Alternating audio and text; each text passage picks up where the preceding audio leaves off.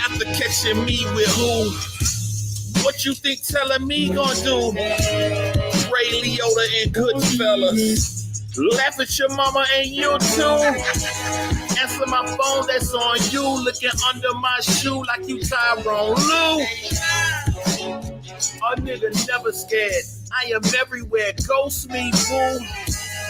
Pack out the Coliseum Dome. Why the fuck are you surprised I'm wrong? Line them up and down, wonder how Dow Jones get them off the Batman. I'm so fly, Falcon. Now if I leave my home after calling Tyrone, where you think I'm going to? Where the fun at? And I won't come back. Yo, dumb ass. I would do anything to guard my wealth. Never do anything to harm myself. Watch these little niggas, that's the law for help. After talking shit online, on guard, on death. He see many L's, I see many wins. He remorse at times, I enjoy the sin. He's a mortal guy, I'm immortal then. He who dies inside, I am any man. Okay, let me understand this fool. You let another man hurt your feelings in school. Take your chick and let his homies run through. Now your plans to take the world from you? Make it make sense to me. Just because you chicken, you ain't gotta be rotisserie. Pick on me, no Achilles seat. And since they been aspirin, give them a killer knee. I will spread them like they hum ass. Fuck all that self harm. Make them niggas run fast. Or that other choice, if you do that, you won't come back. You dumbass. I will do anything to guard my wealth. Never do anything to harm myself. Watch these little niggas, that's the law for help. After talking shit online, on guard, on death. Yo, dumbass.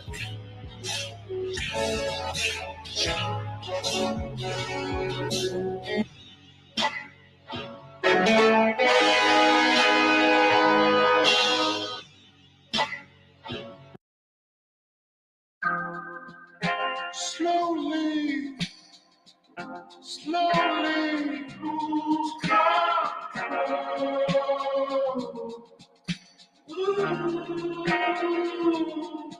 But you hear me, I'm calling your name. And it sound like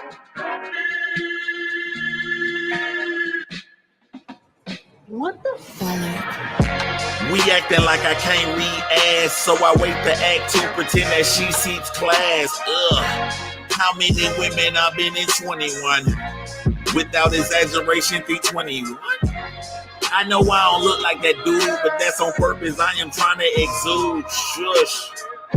Who wouldn't want bad bitches on any day? And no one would notice his haters call you gay.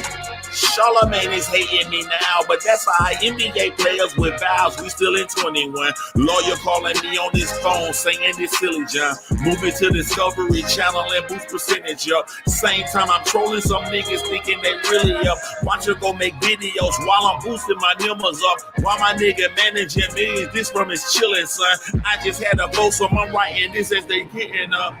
Wow, this shit is, I can say something like this on the track and it's all good because they ain't gonna believe it. And if a woman does believe this shit, all I gotta do is say, I was just bullshitting, so you know what to do.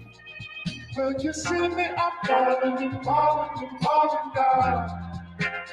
Oh, but you pick me up. Ooh. We control things, get along, gang, can't call for a man. I done had plenty of those things, really don't change. I've been the main, who we gon' hang? I'll say the name, foul for the fame. Young niggas, really dumb niggas, I'm an elbow and I done told niggas I'ma die for this name. I'ma die for this name. Would you die for the same? If I pulled up with my seed up while you lie for the fame, lied on my name, knocked on the door, now you explain how you became gas in your mouth, gas in his mouth, yes, she is doubt, now here's the flame. Fuckers, I'm so cold, that's Freon. Cowboy after the gold, nigga, that's Dion. Best cadence, best flow, best beats, that's Treon. Hype in the beginning, we all glow, that's Neon. Roll Tide, forgetting the swap flies, that's Peon. Ain't nobody coming to see you, Otis, that's Leon. I can see the spouses, I'm rapping this, that's keep going. So much fucking time, I will flow a billion, that's eons. And I'll never change. These pussy niggas come a dime a dozen, not to kill another, they come back again. I just wanna raise my folk, get a nice home with a nice dang, with a nice dog, that the fish bones out of graveyards, wanna kill lanes. Know you do, but I don't spill names. I never cared what the bills say. In September, I ain't have a home, but unlike y'all, I was still late. Italian girl made me feel great, wanna call her back, but I still ain't. She was 38, never had a kid, so I said I would, but I'm still babe.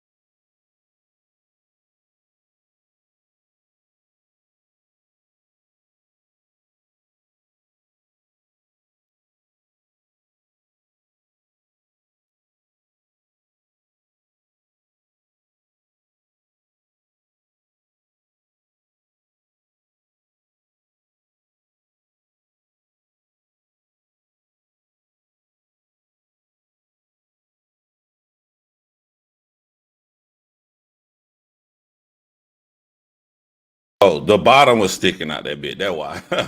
It wouldn't push in all the way. I'll fucking repeat it, my nigga. Oh, there it is. Hold on. Just bust on. The volume just busted on, y'all know. Fuckers, I'm so cold. That's Freon. Cowboy after the goal. Nigga, that's Dion. Dion played for the Cowboys in the 49ers. 49ers gold rush. I say Cowboy after the goal, nigga, that's Dion. Best cadence, best flow, best beats, that's Treon. Hype in the beginning, we all glow, that's Neon. Hype in the beginning, Hype Williams directed the movie Belly. When Belly first come on, DMX and Nas went in the club and it was glowing Neon. Hype in the beginning, we all glow, that's Neon. Roll Tide, forgetting the swat flies, that's Peon. The saying is, elephants don't swat flies. The mascot for the Alabama Crimson Tide is an elephant. Roll Tide, forgetting the swat flies, we Peon. Ain't nobody coming to see you, Otis, that's Leon. Oh, the bars. The bars. I'm going to say it again. The bloggers should be happy I'm here. Because with me here, the battle rappers and stuff can't say, man, y'all blog. Y'all ain't really got talent, so y'all talk about the people with talent. I do. I do. Let me stop. Woo. How y'all day was? Today is my son's birthday, man. He sent me something very, very passionate today. So I just do this live a little earlier because I'll be going out with my kiddo. He got a pair of bronze coming. I really, really like my kid, man. That dude is, I couldn't ask for a more perfect son, man. Manners, well spoken, always going out of his way to try to help other people. Love him, man. Love my kid, man. Love him. I mean, you know, sometimes I'll sit here and I'm like, I can't believe I got a son, and his he got my name. His name John. And he's a whole lot better than I was. The bars are endless. Let's go. Thank you, Ken. Look, if you PayPal me, I think I got one more person, not PayPal. If you sent me Cash App on a last 3 streams, I'll return your money to you because I took everything off of Cash App.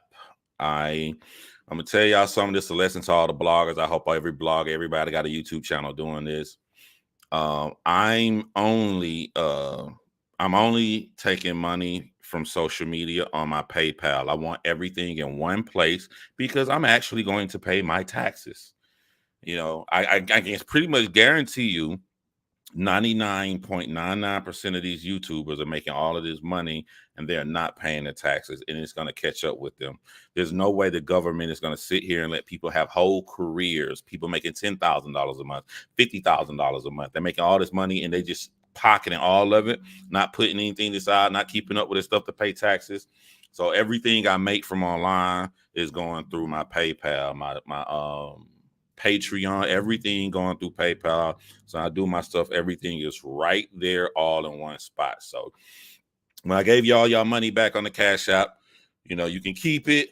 But if you really wanted to donate to your boy, send it to the PayPal right there, which is simple. It's my Gmail. So if you want to contact me, everything is through johncrimes@gmail.com.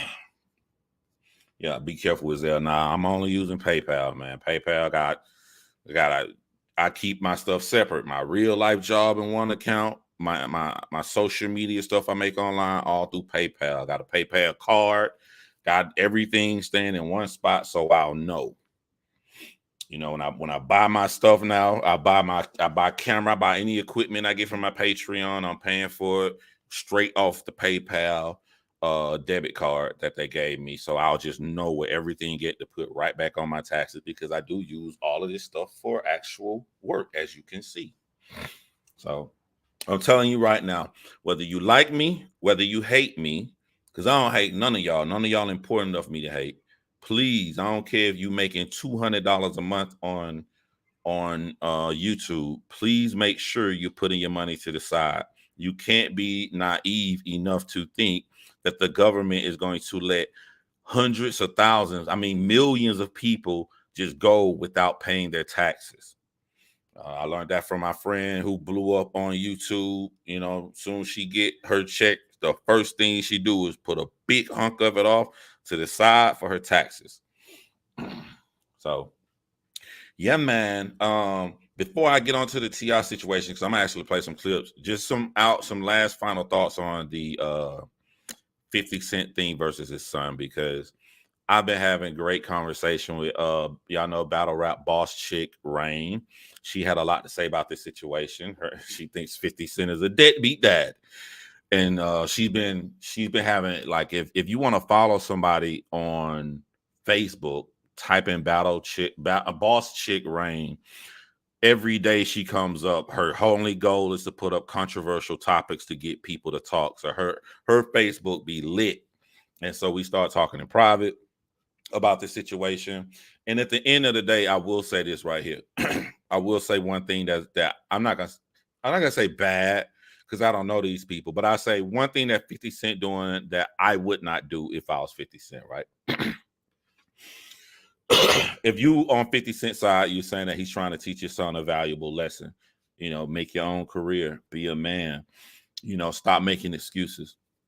That's great. I agree with all of those things too. But at the end of the day, for all the men out here who got these crazy baby mamas and going out here with these messed up situations, we are not the same as 50 Cent. We look at ourselves so like 50 Cent because his baby mama turned his son against him. But look at more details than that. One of the reasons we are not the same as 50 Cent is because a lot of the guys going through this situation are forced to be away from their child. 50 Cent is not forced to be away from his child. 50 Cent is choosing to be away from his child. 50 Cent can make one phone call and be with his child right now, while a lot of men who going through the same situation would love to have that honor because of what the mom did with their kid. They aren't that privileged. They would give their fucking right arm to be able to speak to their child, and they're forced. 50 Cent is not forced. He's making a decision not to do it, to teach his son a valuable lesson, right? But I'm going to tell you why I disagree with 50 Cent's valuable lesson. 50 Cent is trying to teach his son a valuable lesson from afar, right? Because if he's not doing 50 Cent, say 50 Cent cut him out of his life. So he's trying from afar. Wouldn't it be more effective to try up close? Wouldn't it be more effective to have his son around him, sit around, have that long conversation. Even if you got to trick your damn child, yeah, he gonna think everything all right. But when he with me, so you got the power that you can say these manipulative words. You can go out here and get chicks and fuck the chicks the first night. You can do all this stuff, but you ain't got the power to, once your child is in your presence, to try to convince them the more in-depth valuable lesson. Who can say that it's better to teach a child a lesson from afar than it is to teach a child from up close? And 50 Cent has this option. He has the same option. He can get his son around him. He ain't got to spoil his child, his 25-year-old man. He ain't got to give him shit. He can just put him around him to teach him that. And I get it, guys. I get it. We're on that end. We identify ourselves with 50 Cent when you're put in situations where you can't see your child. But you must go deeper than that. And you must know that you are not the same as 50 Cent. You are not. You are forced. You can't see your fucking child if you want to. He can. So it's not the same. And a lot of y'all love y'all child and hate the situation that y'all in so much that if that child ever sent a message, even if it was not even genuine in their heart, but if they sent that message that they want to see you, you know for a fucking fact you're gonna say yeah. I'm not judging 50 Cent. I'm not putting 50 Cent down. All I'm saying is a lot of us in his situation, we know damn well we gonna let that child come over. And if it's not even out of love, if it's still out of being a father, you cannot get around. It's easier to teach a child a lesson in your presence. They see how you move, they interact with you day to day, know what it is and how it is to be a man. Then to say, I told you to do this, you didn't do it, so fuck you for life, my nigga. This is not one of your enemies on the street. You cross me the wrong way, you're going. This is your son. This is your child. I am in no way relieving any ill will or fucked up shit the skank mom did. I'm not relieving her for nothing. I'm not on her side. I'm not taking pity. I think everything she did was in fucking malice, and she did it to drive a wedge between the father and the son because she didn't want to sit on her ass and collect money. And for those who did not know the details, because I have a lot of people that come over here who aren't in rap, they come over here from my true crime channel. Just what you're not seeing on the outside is that 50 Cent asked her what she wants to do so he can support it. What you want to do? You want to go back to school? What career you want to have? Whatever you want to do, I'm going to pay for it and support it. And her answer to him, she don't want to do nothing. She just want to sit on her ass and get some of his millions. And when he said, no, that's not going to happen, he said instantly right there at that moment, I knew trouble was about to begin. So he put himself on child support. He was already paying what, $50,000 a month on child support. But the courts looked at his money and said, no, you pay $6,000, $6,700. She didn't like that. All she had to do was have a dream and follow it. And she had someone who was going to pay to support her dream while she took care of their child. And she said, no, fuck you. I want to sit on my ass and spend your money that I have no talent in doing to know how to make it. I don't want nobody to think that I'm on. See, this is a problem we got out here on the internet. When people have an idea like this, they get to one side or they get to the other side. And so if they're on 50 Cent side, you say anything against 50 Cent, they assume you're supporting the other person. No, a brain is more complex than that. I see a lot that 50 Cent doing that I like. I see a lot of hard lessons to teach your son a lesson that I agree with. I'm saying at the end of the day, after all of this, I'm not telling my child no if they want to come around me. Never. I don't give a fuck what they do. I'm not telling my child no. If my child ain't in my life, it ain't on me. The answer is always fucking yes. That's all I'm saying. And that's the one part that I do disagree with, because like ultimately, like you have an idea and you have a plan and it didn't work. So if it didn't work, you're saying fuck everything else, fuck you for life. My plan was to teach your ass a lesson so you can grow up and be a man. My plan didn't work. You're not acting like that. You're acting like a spoiled, entitled brat. So since my plan didn't work, that I'm trying to show you from far away, all right, fuck it, I give up. I don't believe in that. What's up, the smoker in Wild Wave Game in the building? I don't believe in that. Shout out to Android number 17 for the donation. Really, really appreciate that. Y'all don't understand. I be wanting to play other people content, but I know it's gonna demonetize my channel or whatever. But when y'all give donations like that, then I have no problem playing other shit because I already know that the money I would have made off the stream, y'all already supported and made it there. So fuck it. You know what I'm saying? So I may go play because y'all dudes love it. Maybe at the end of the stream, I may go play what's the song? Y'all Shade. Motherfucker love Shade on this channel. Boy, that's your favorite song I done made. Motherfucker love Shade. I love Shades, man. I love it too, but it stops demonetization since I don't own that beat. So I don't play. That's the only reason I wasn't playing Shades. I don't own the beat. So once I play it, it demonetizes the whole video. But I'll play it now with the donation coming in.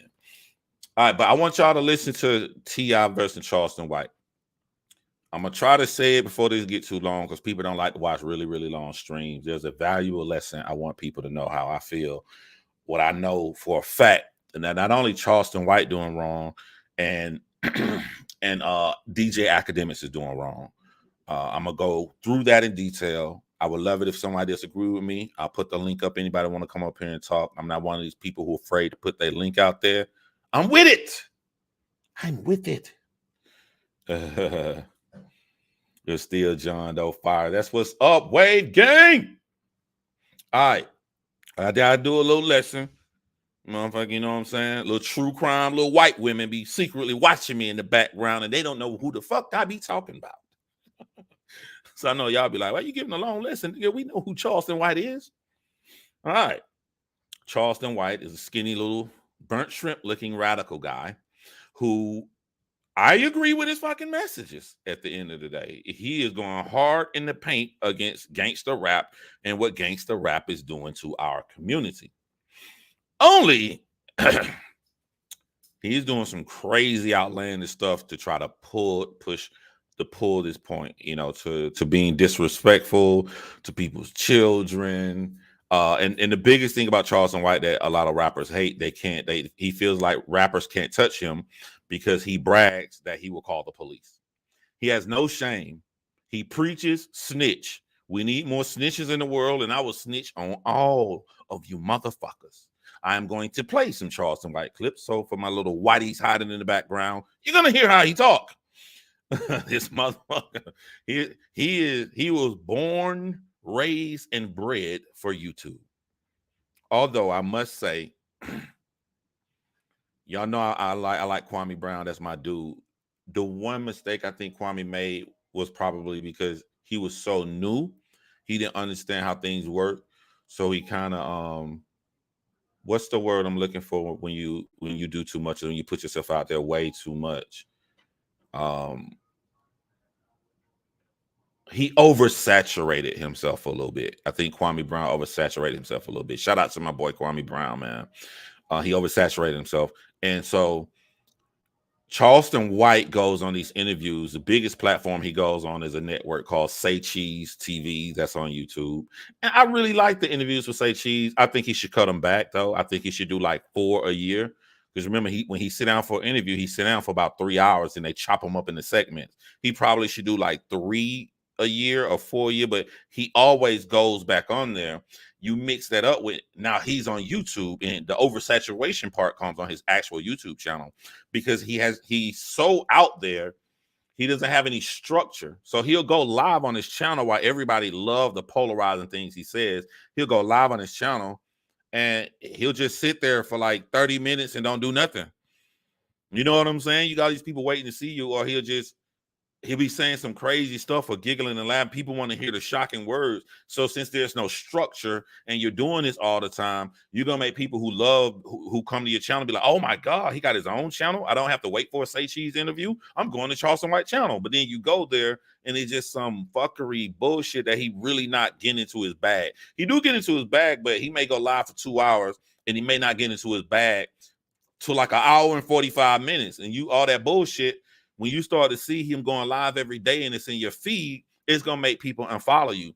So I think without any structure and nobody trying to help Charleston White, he's kind of oversaturating himself by putting himself out here a little bit too much. But what keep people around through a lot of bullshit, unintelligent shit, He gonna give you those magic big ass moments, huge moments that you can't turn away, and you like, this is what I've been waiting for. You go grab your popcorn, and he going off. And T.I.'s son has been his latest victim. So I'm gonna do a quick rundown before you guys see this shit. What I'm gonna show you. So T.I.'s son, T.I. has an 18-year-old son, just turned 18 years old, and I knew that boy was gonna be the bad one out of T.I. kids, because if you saw T.I. Family Show when he was really young, he went with that I'm rich shit. He was on something. I knew he reminded me of my little cousin. My mom, baby sister. She left the hood at 18 and she went off and married somebody in the Air Force. They live all bougie and shit in Germany and stuff. Her kids didn't talk like us. Her kids didn't act like us because we from the hood. She had 4 kids. 3 of them turned out the way you wanted, but when she would fly back to the hood in Macon, Georgia, her youngest son, Nick, went with that shit. Nick was in the hood with us. Nick was trying to come in the room. We had to smoke weed and shit. Nick was like, hey, yo, John, play me some rap, man. Yeah. And she got to come, hey, yo, Nick, come out of that room. And now Nick a grown, and my little cousin Nick a grown-ass man, and he turned out exactly the way I thought. Nick got baby mamas. Yo, you can tell Nick was grew up with no nice. Nick on that hood shit.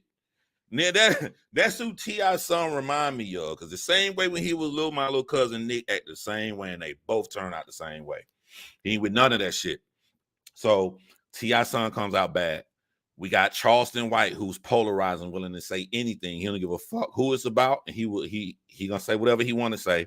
So he goes off on T.I.'s son, calls him ugly, a whole bunch of stuff y'all are about to hear.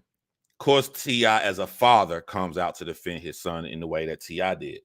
Now, before I play this clip, I do want to say this to the new generation or whatever. I gotta say something that's been on my chest for a while. It's weird when I hear young people talk shit to T.I. I ain't gonna lie to you, it was weird to me. I'm gonna tell you why it's weird to me. Like, so many motherfuckers been talking is like, not just like, oh, T.I., I don't like what you're doing. They be like, yeah, pussy ass nigga T.I. It's weird hearing people in their 20s call T.I. pussy. I'm like, y'all must don't know the T.I. grew up with, bro. Y'all don't know the T.I. who would make his eye look, he look like this right here. Y'all don't know that T.I. I'm like, yo, do y'all know who y'all talking to? Do y'all know? You know what I'm saying? Y'all must have watched T.I. from the Family Show above. Do you know who you talk? It'd be like that in the battle rap community. When I see people in their early 20s, they'll see Debo, Queen of the Ring owner. They'll see Debo like, shut your bitch ass up. They be typing in the chat. I'm like, do you know who Debo is? You won't say that to Debo face. Debo had 100 fucking boxing matches. Golden Glove champ, multi-Golden Glove boxing champ in New York. Do you know who you talking to? Y'all be saying some reckless stuff. So when Charleston White said that about T.I.'s son, and T.I. never really hides his Southern accent, but this time it got a little bit big. He went back to T.I. that's wow, man, had a hat to the side. He went, yeah, he went back to Tip. I was like, okay, that's the guy. That's the guy who music I used to listen to in my 20s. Now y'all seeing the real Tip. And one thing I'm gonna elaborate on by the end of this is that I'll say some of it right now. The problem y'all young people got on the internet when y'all willing to say anything about somebody, y'all go off right or wrong, because you're saying right now, T.I.'s son is 18 years old. He's a grown man. He's a public figure. So T.I. can't get mad if somebody says something about him. You're 110% correct. And you still wrong. Y'all forgot in this new generation, you millennial motherfuckers, you forgot niggas don't give a fuck about being right or wrong. They not trying to debate you when you talking about their family. He don't give a fuck if 1 million people say that. It's his son, bruh. You can't have we're gonna have a debate. I'm gonna show you. You put him out here. He's a public figure. He's 18. He's illegally grown. None of that shit matter, bro. You fuck with my child. Y'all can sit on here and debate all you want to, but when you don't hear from me, you should be afraid. When he ain't go live and say nothing, you should be scared, bro. Because I don't give a fuck what none of y'all say. The person that fuck with my child, we got a problem. And to keep it generic, I need you to understand this was the wrong action to do. And I'm not going to stop until my brain, I don't care if everybody see you crying or whatever, my brain has to know you fucked up, you're afraid that you fucked up, and you will never in your fucking life do it again. Until I meet that, I'm going to do whatever in the fucking world I want to push that in your fucking head. I don't give a fuck what nobody, can't nobody, like my saying is, can't nobody save you. You fuck with my family. Can't nobody, I don't get, ain't pretty money. Pretty money. You know what I'm saying? We just playing online, man. Pretty money can't save you. No mediator, ARP, you cool with John. Ain't nobody can fucking save you, my nigga. I ain't hearing nothing. And that's the problem I see with millennials, because I done answered the video before I even played the clip. T.I. is wrong. His son is a public figure now. He's a rapper. He's 18. He's a grown man. So people are going to say something about his son. T.I. is also right, because that's his motherfucking son. That's his boy. Everybody called T.I. King. What did T.I. name that boy? King. You think he's just going to sit around and not do nothing? And so I was gonna say for in the video, but I'm gonna say it right now. Like this is the problem that Charleston White and DJ Academics got. They both think they found the key that no person in the world has been able to find.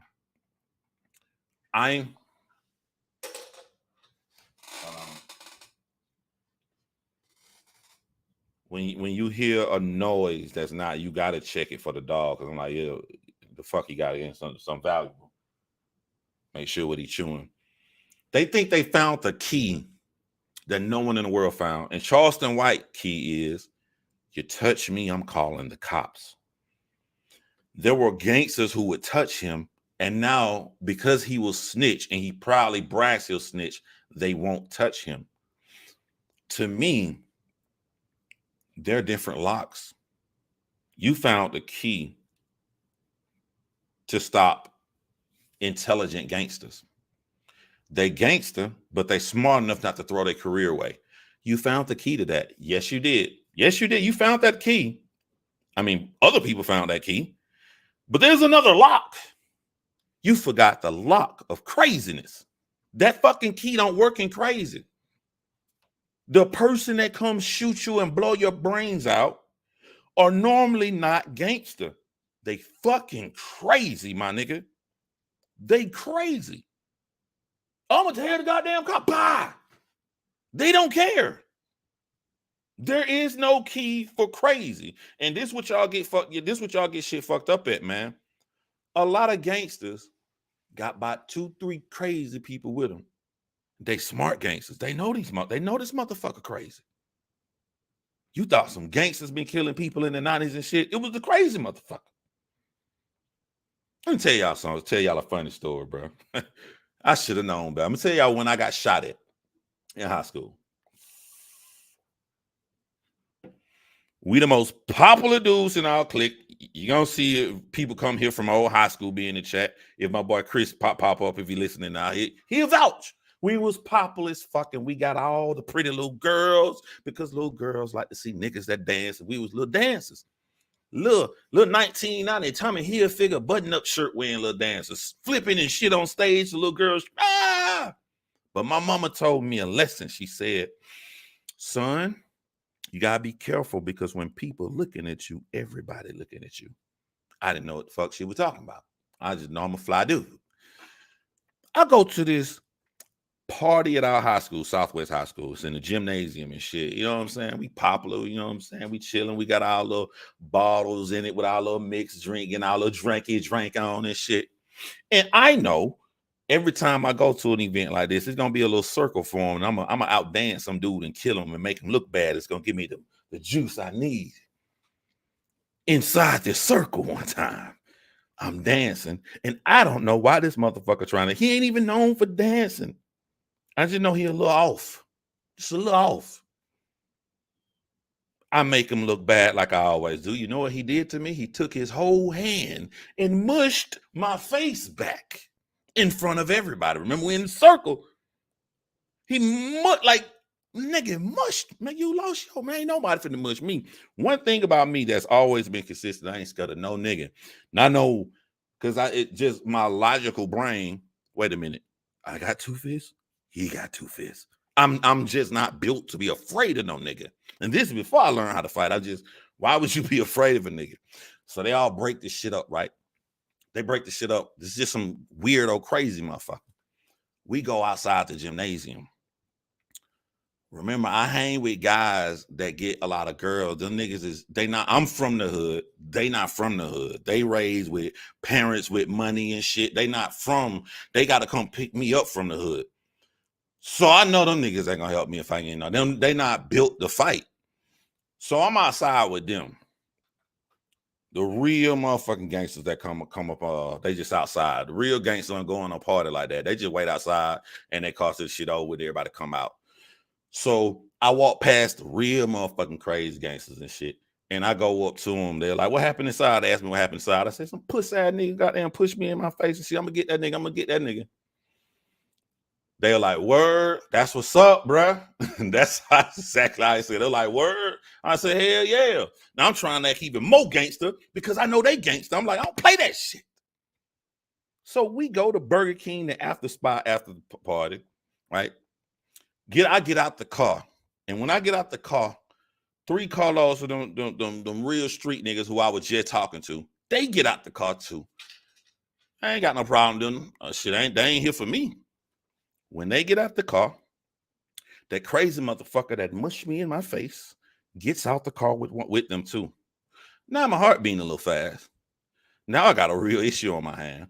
And not only that, but they look at me like, yeah, pussy ass nigga, you said you had a problem with him inside, motherfucker.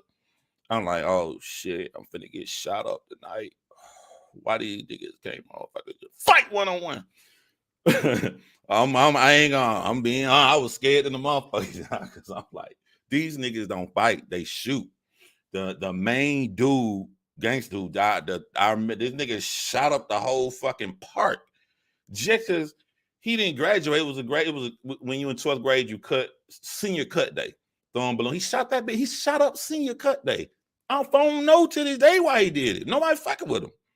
Nigga went to go talk to the girl. I remember she said, I'm trying not to say his name, but she was like, yeah, he got mad. I ain't gonna get my phone number. He gonna all rolling in the grass, shooting at my house. This nigga rolling in the grass, shooting up a house. Them the niggas saying they got a problem with me. And the crazy motherfucker mushed me in the face with him. So the police see the shit. Police like, y'all leave. Me and the little boys that ain't gonna really fight take it for y'all leave. So we leave. I'm like, take me home. They're like, we supposed to go to the after party to the hotel, nigga. Everybody gonna be at the hotel. What the fuck you think gonna goddamn happen? You think it's a game, nigga? Take me home. I'm in the back seat by myself. 2 dudes in the front seat. 3 Carlos, all on. They found us and they waving guns out the door. They telling the niggas who I'm with, who ain't built for fighting. They telling these niggas with the guns waving them. Nah, y'all cool, y'all sit straight. We want that nigga in the back. We want that. Boy, I was just doing the robot. Bruh. How did I get caught up in this mess? You can't even. I'm like, I wish I was driving, because if I was driving, I would have turned to a stunt man. I'm gonna go 50 miles an hour, hit the brake, turn around. I was gonna lose them, but these niggas is scared. I'm trying to tell them what to do.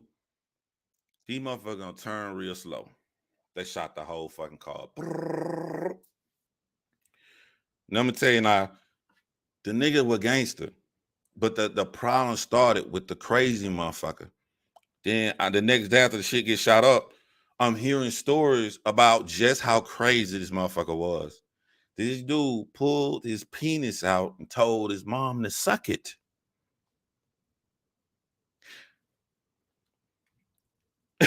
Had I known the guy pulled his penis out, showed it to his mom and told her to suck it, he would have won that dance contest. I'd have went off beating him up.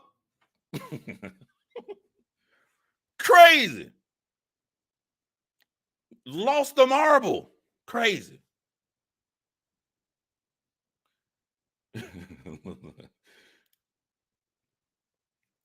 I'm telling you, DJ Academics is going around bragging. Charleston White is going around bragging. They got Charleston White on a video clip last week where the gangsters ran off because he called the cops. He's standing with the police. He did it. I'm gonna tell on everybody. They think they found the one magic key, so now they can run around here saying the most craziest shit that never say to nobody's face. DJ Academics is known for calling somebody a bitch ass nigga. He know he won't say that around nobody because he feels safe, because he feels like he found some key to stop all violence coming towards him. All 90% of the violence, it wasn't really from the gangster, it was from the crazy motherfuckers. And ain't nothing they saying gonna stop a crazy motherfucker.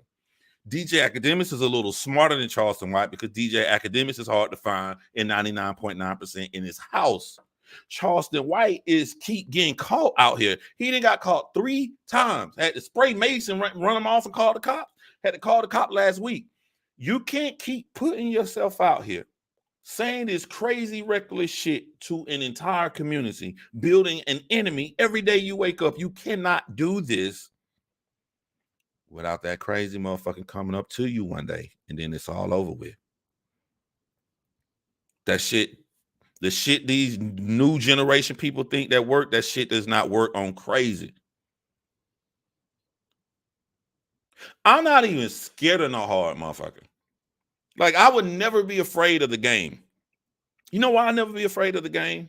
Because the game believes in himself. If I call the game a bitch ass nigga, he's going to try to fight me one-on-one. From that point on, it's my skills versus his skill. What's there to be afraid of?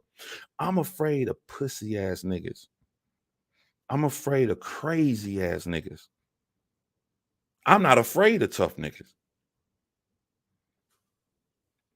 It's the punks I'm scared of. The Remy's on Higher Learning. Remy was a punk. Look what he did. Look at the damage he did. Look who he killed. My Remy impression. I ain't afraid of no gangster. Gangsters got better shit to do. I'm afraid of the punks and the crazy motherfuckers. And DJ Academics and Charleston White are black men, so I don't want nothing bad to happen to them.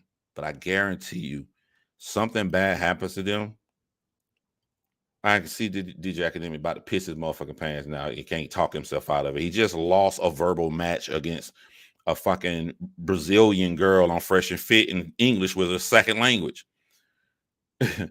It's different when you on a spot. But if something happened to him, I guarantee you that motherfucker gonna be crazy. Let me ask y'all this. Type the answer in my chat. Who killed Nipsey Hussle? A gangster or a crazy motherfucker? I want to see your answer. Who killed Nipsey Hussle? A gangster or a crazy motherfucker?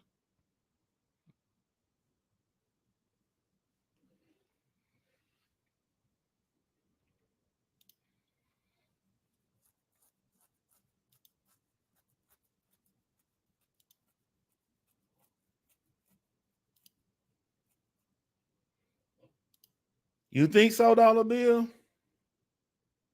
I don't know, Dollar Bill. I'm trying to see what they're gonna say before I go and get my answer. But I don't know, Dollar Bill. Come on, we know Eric Holder's history now, Dollar Bill. This man was in and out of mental institutions.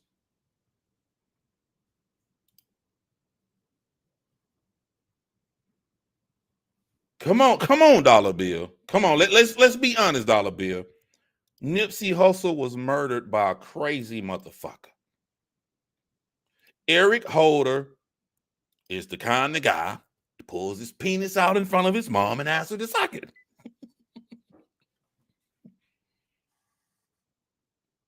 They put that crazy motherfucker in the game. Probably because they were scared. Oh, you want a blue rag, my nigga? Hell yeah. You want 3? You want a dish rag? Or what kind of blue rag you want, my nigga? You can get whatever you like over here, Eric. They put him in the game. But Eric Holder was certified fucking crazy.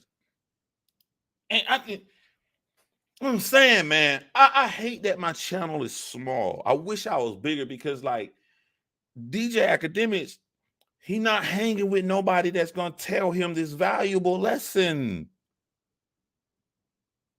I don't think it'll work if you told Charleston White, because he's a little crazy himself. But, like, this man walks around like he found the master key that he can't be touched. Meek Mill not going to touch nobody. He is too big. He's too famous. You can talk your shit to Meek Mill all day long.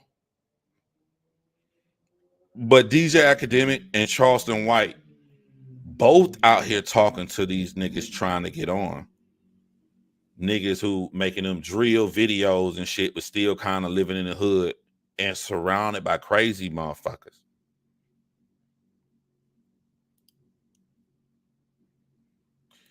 Bro, there's a lot of gangsters that are crazy. You can't do a lot of them do not be crazy to some degree. I see what you're saying, Dollar Bill, and I wish I can hear your voice, but I also think that you get what I'm saying. I'm not talking about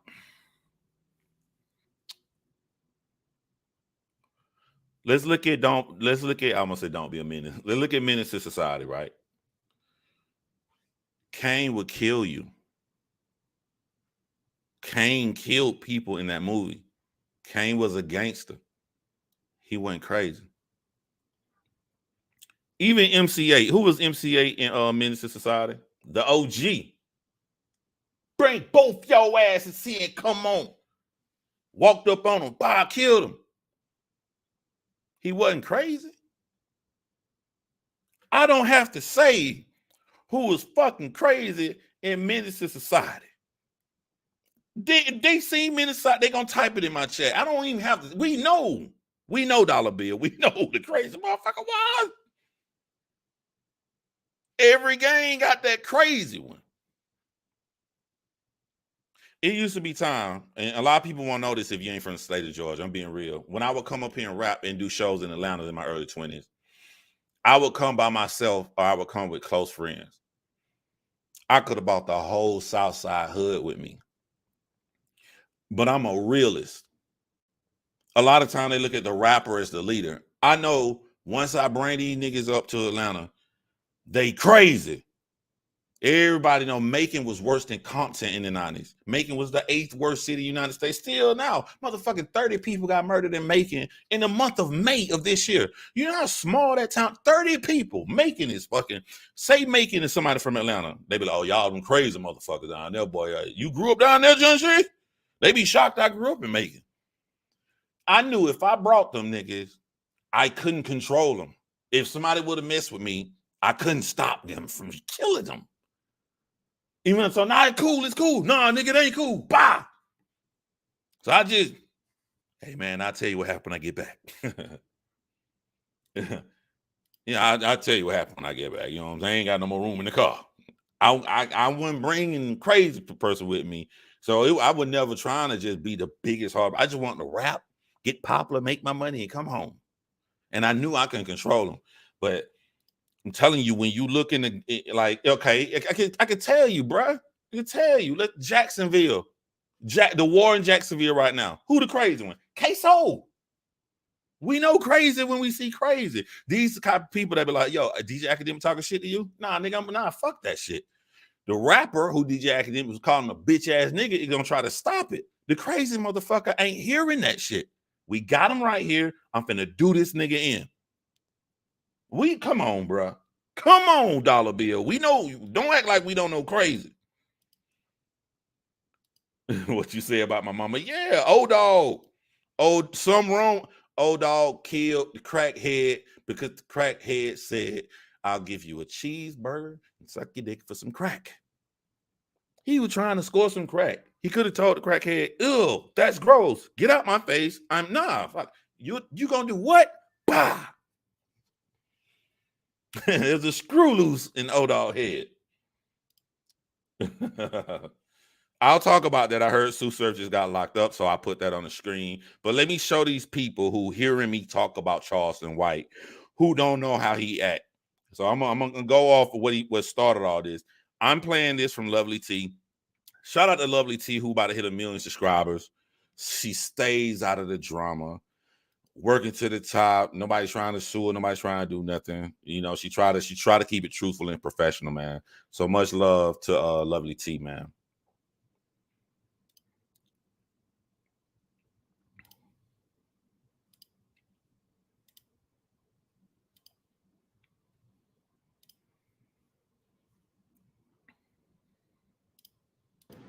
Yo, boy, hey, you so T.I. them the kind of boys was saying that this old this bitch has no motion.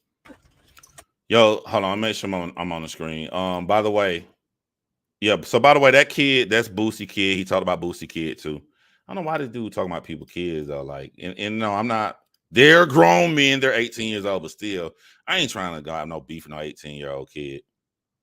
I'm just trying to get to where she played him police talking. department. he just goes off. So I want y'all to go ahead and watch. That's T.I. Kid with the gold hair. That's all I'm saying. You know what I'm saying? Shout out to T.I. and his family. This video. This what I want to let you know I done did. I just tagged This is Charleston White talking. the Atlanta Police Department since T.I. son threatened to kick my.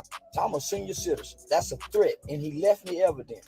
Not only did I tag the Atlanta Police Department, I tagged Miss Fannie Willis T.I. I know the same. I know the same police that arrested Young Thug. Hold on, I'm finna call him right now. Young finna say, man, I know the same goddamn police officer that arrested Young Thug that's getting all them niggas RICO charges. How y'all think I was able to get quick Filipino? No, how y'all? I ain't no T.I. in the boxing match. I'm gonna put his son in jail.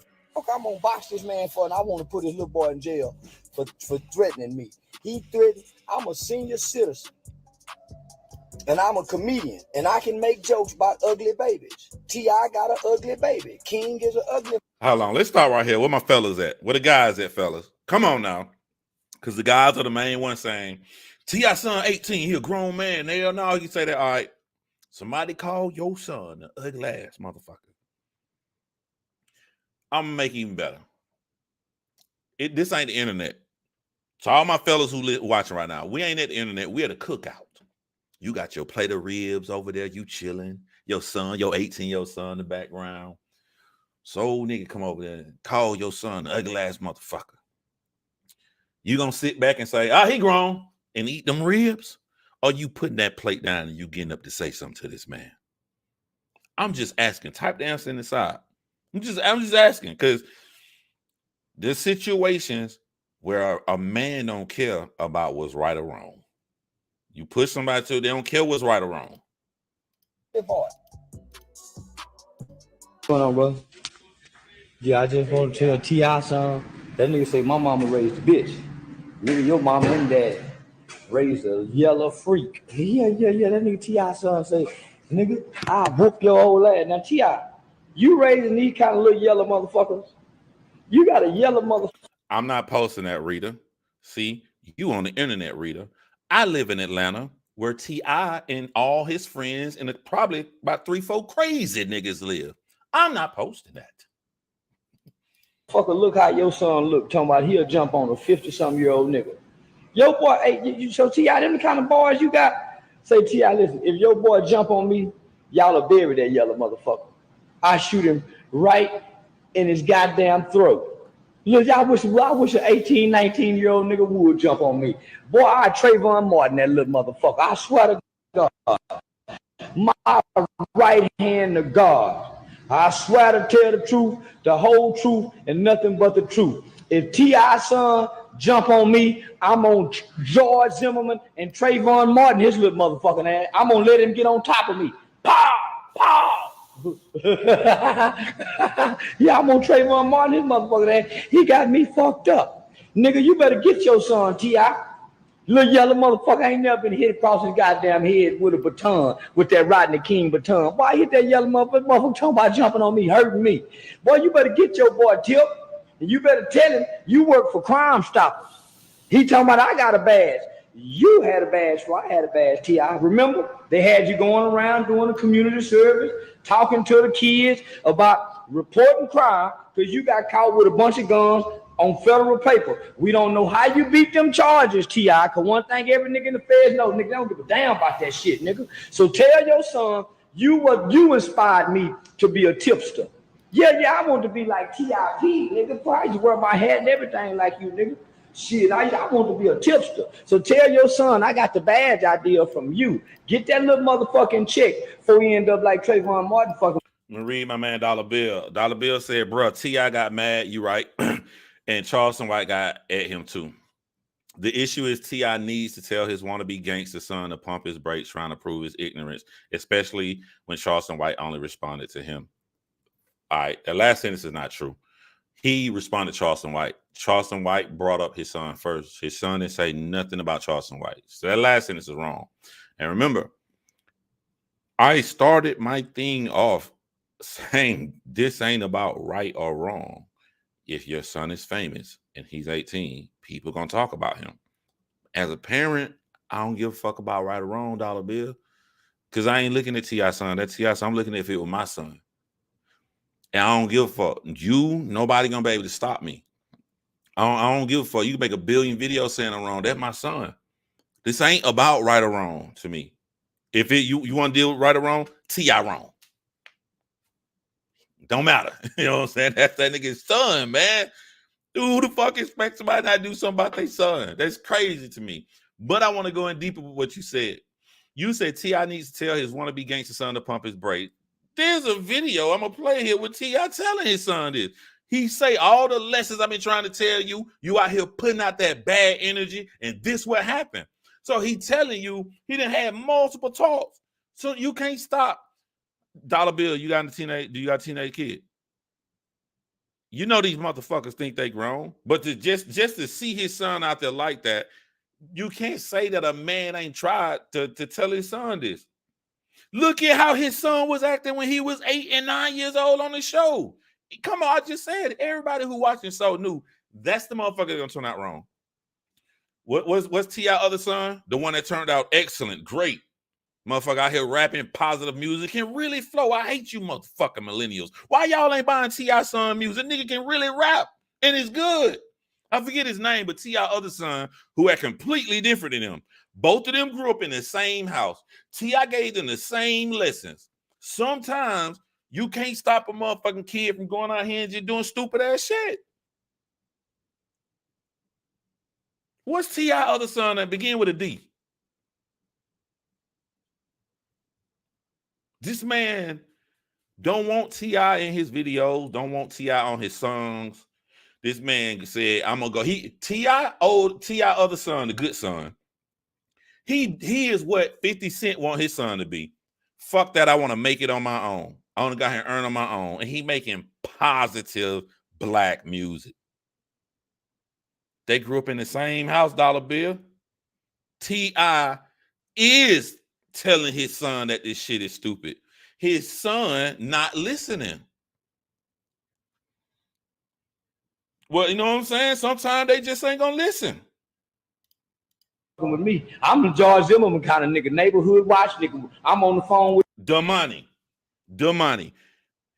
When this stream over with, go type in the money music T.I. son and watch all the positive music come up from this kid working and doing that shit on his own. These are two brothers, the money, and then the little bad motherfucker he talk about, King.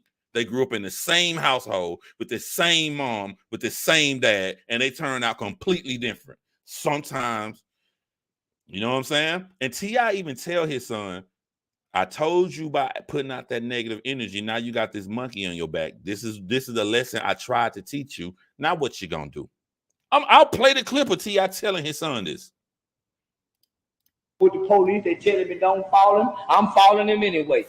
Yeah, I'm following him anyway. And if he whoop me, I'm gonna shoot him. I'm just like George. I'm just like George Zimmerman, nigga. I ain't bullshit. Shoot the shit out of one of these little motherfuckers that kick my ass. So after that video went viral, at that point, T.I. decided, you know what? I choose violence. In my Cersei Lannister voice. I choose violence. So my oldest son, whose birthday today, is fucking damn near perfect. I can't even use no other word. Has manners. He goes in the store and he asks, well, which one is cheaper? How you get it cheaper? What son does that? Man, looking at the prices and stuff. Perfect son in every way. Now, my other son, don't knock a nigga out. I mean, you know what I'm saying? I already know. I already told my ex-wife, you gonna come to me in the future and you gonna open the door and say, he's staying with you.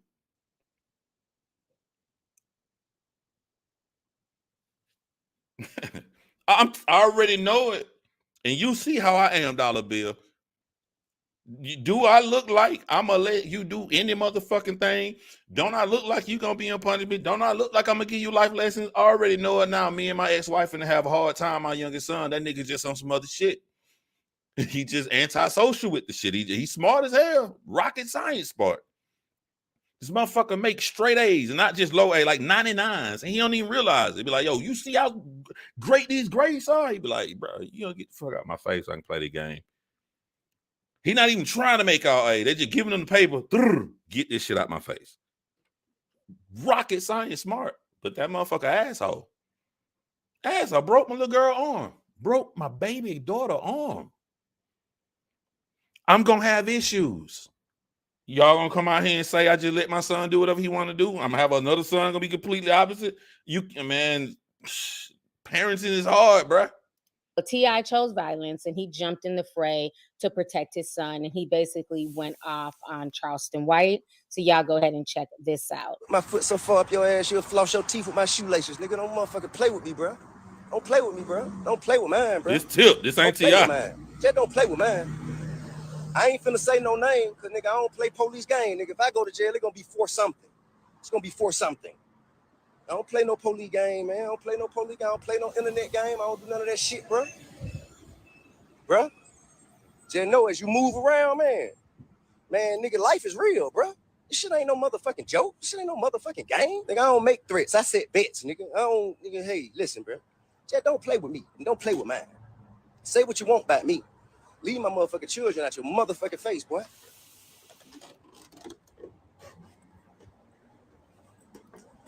Listen to T.I. talk and be real with yourself, man. And I know my ladies out here. I believe my ladies feel what I'm saying. So I'm talking to my fellas. Do you really think this man give a fuck about right or wrong? Look at this man. Do you really think T.I. care about if he's right or wrong? Every situation ain't about no right or wrong. All this man see is blood. You messing with my motherfucking baby. Every situation ain't about no right or wrong. Now, here's the deal, Dollar Bill. You can do anything in the world you want. I mean that literally. You can do anything in the world you want. As long as you can accept the consequences. You want to be Jeffrey Dahmer? You want to go kill people and eat them? Go ahead, do it. As long as you can accept the consequences of what's going to happen when you get caught. I don't think Charleston White accept the consequences. I think Charleston White thinks because I'm so quick to call the cops on people, there will never be consequences. And I think that is a fatal mistake because it doesn't even matter that this is the popular thing, him versus T.I. This man has so many enemies now. If Charleston Whites get murdered, you know how hard that investigation gonna be? You know what I mean? Like, they're not just gonna look at T.I. This man has so many fucking enemies. He already got 2 rappers locked up. Like, as long you can do whatever you want to in life. You can sit up here and talk about somebody's kid. As long as you're able to accept the consequences, knock your fucking goddamn face off. That's it. And I wouldn't even know about it, man. Bro. The difference between me and other people, man, nigga, until you have people on your payroll whose households that you provide livelihood for, nigga, I got a business right here. Nigga, we got goddamn 24 people on the payroll. I got a business in that dope. We got 18 people on the payroll. Nigga, I got, 2 clothing lines. Nigga, we got 30, 40 some people on payroll, nigga. Nigga, I got motherfucking 143 unit complex. My bad, Dollar Bill, if that's correct. Housing down the street. Nigga, I'm rewinded though. I was saying my bad to Dollar Bill if Dollar Bill information correct. You know what I'm saying? But I want y'all to hear this part with T.I. saying. This caught me. Listen to what T.I. saying. On the payroll. Nigga, I got, hey, listen, bro. Just don't play with me. And don't play with mine. Say what you want about me. Leave my motherfucking children out your motherfucking face, boy.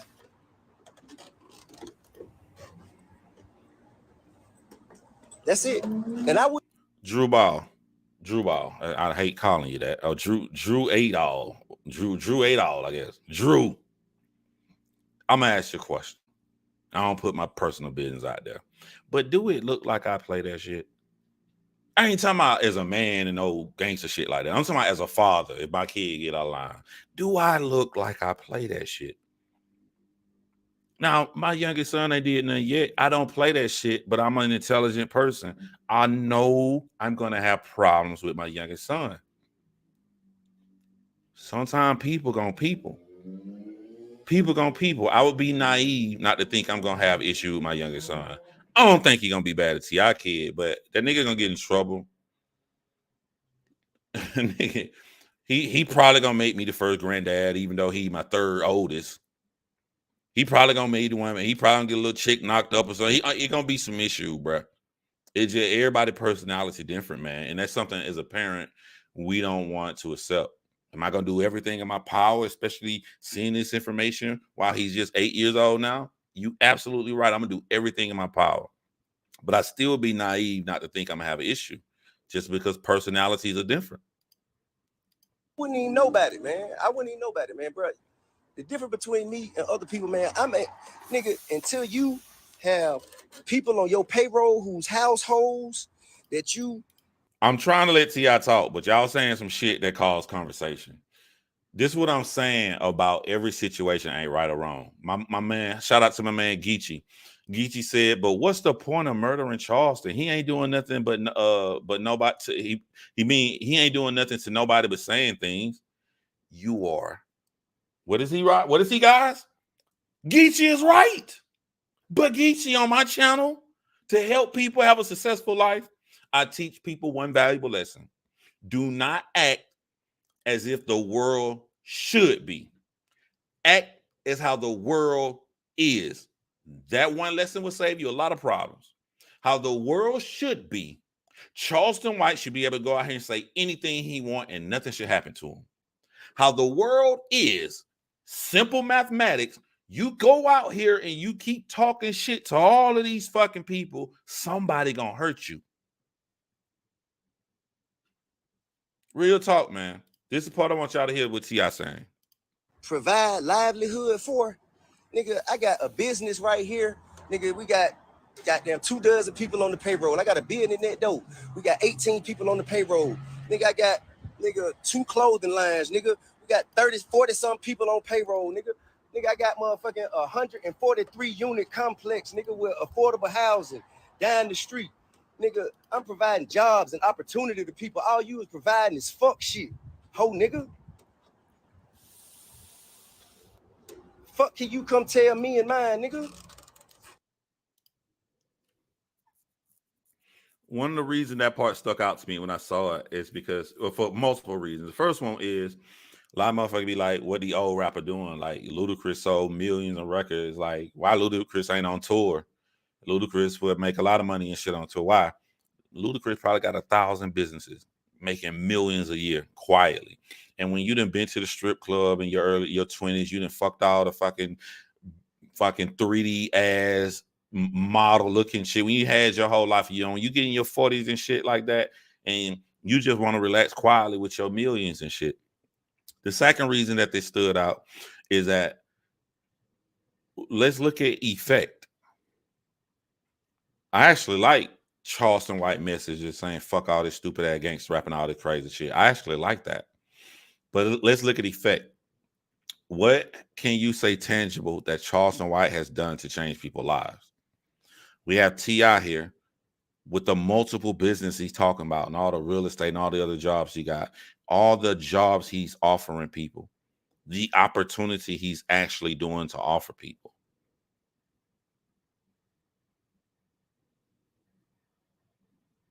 If we're looking at being effective, T.I. is doing $1 trillion more than Charleston White is doing. You feel me?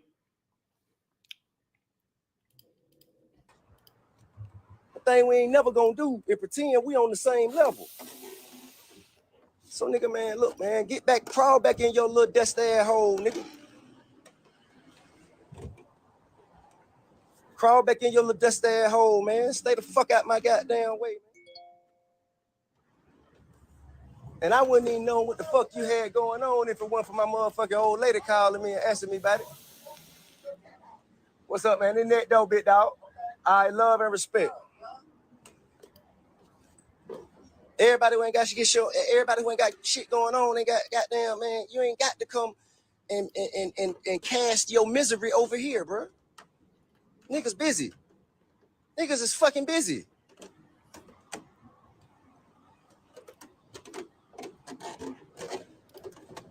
Now, with that being said, man, I'm gonna get back to trying to be positive, man. Get back to trying to be positive, man.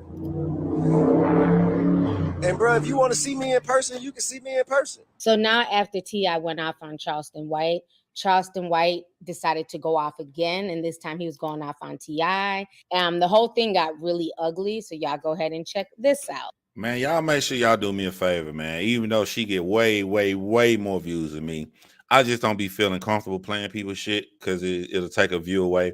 So sometime today, type in Lovely T and just click on this video and click a thumbs up on this video.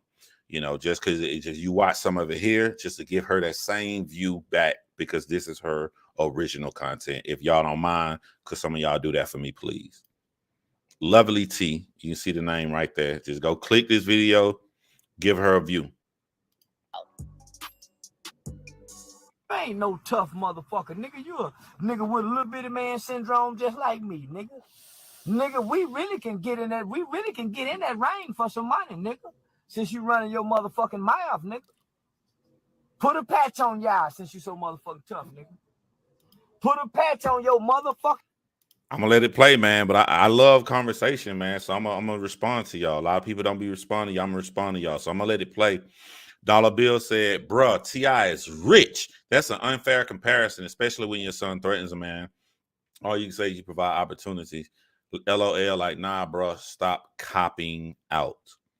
Bruh, you going on this fair shit. And I feel that you stuck on that. I've already presented what's fair, not fair. Ain't really the issue.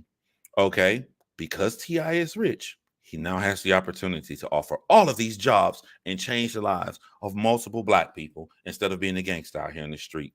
So I was correct, whether you say it's fair or not, that the work that T.I. is doing is get far more results than Charleston White. Charleston White will go on to brag that he gets $10,000 per appearance. That's a lot of money. We're not even talking about his interviews. We're not even talking about his YouTube channel.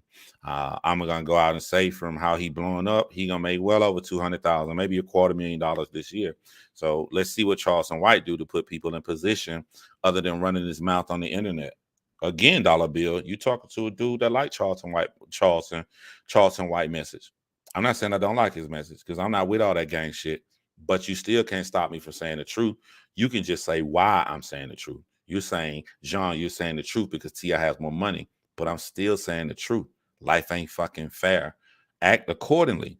Act as if life is, not as if life should be. So because T.I. has more money, he is able to offer more job opportunities. Clifford Harris Jr., and I bet I kick you right off of your motherfucking ass, nigga. We can settle this nigga like two daddies. My boy get in the boy with your boy. That's what's up, Geechee. Get in the ring and your woman and my woman fight. If you got some cousins, I got some cousins that can fight, nigga. We can make it with the White versus the Harris, like the Family Feud. By the way, I get threatened daily on here. And these motherfuckers ain't 18. They're older than 18. But you know what I'm saying? Some little motherfucking 18-year-old kid coming like, yeah, nigga, you pussy ass nigga talking this shit, we'll beat your ass. I'm just going to ignore it, man. I ain't going to go out. Like, this nigga 18. Bruh. A lot of people look at you online and they see how you are now. Right? Like, I bet you a lot of motherfuckers, how they look at me and how I act, how I talk and stuff, they probably think I grew up middle class and some no punk. Like, bro, I grew up in the hood of the hoods, bro. 13 people in the motherfucking room. All my older cousins, them in the room chopping up crack. I grew up around nothing but gangs. I grew up around nothing but shootouts pop right in my motherfucking face. You know what I'm saying? Like you don't want to know what I was doing at 18. You know, like some of these little niggas I see at 18, especially if I had the internet and I would love the attention, I craved attention, I'd have been way worse. I've been way worse than T.I. son, because ultimately T.I. son talking. He ain't doing shit. He running his fucking mouth. You know, like, let's not pretend like we holier than thou. Don't look at me and think that I'm 18. I was just like, it took me a long time to get like this. Hell, it just now took me recently to not even have it in me to want to destroy a nigga in video. Normally, I'm like, oh, that nigga said something to me. Oh, you gonna love when I go live. I'm finna send a nigga soul to the shallow realm.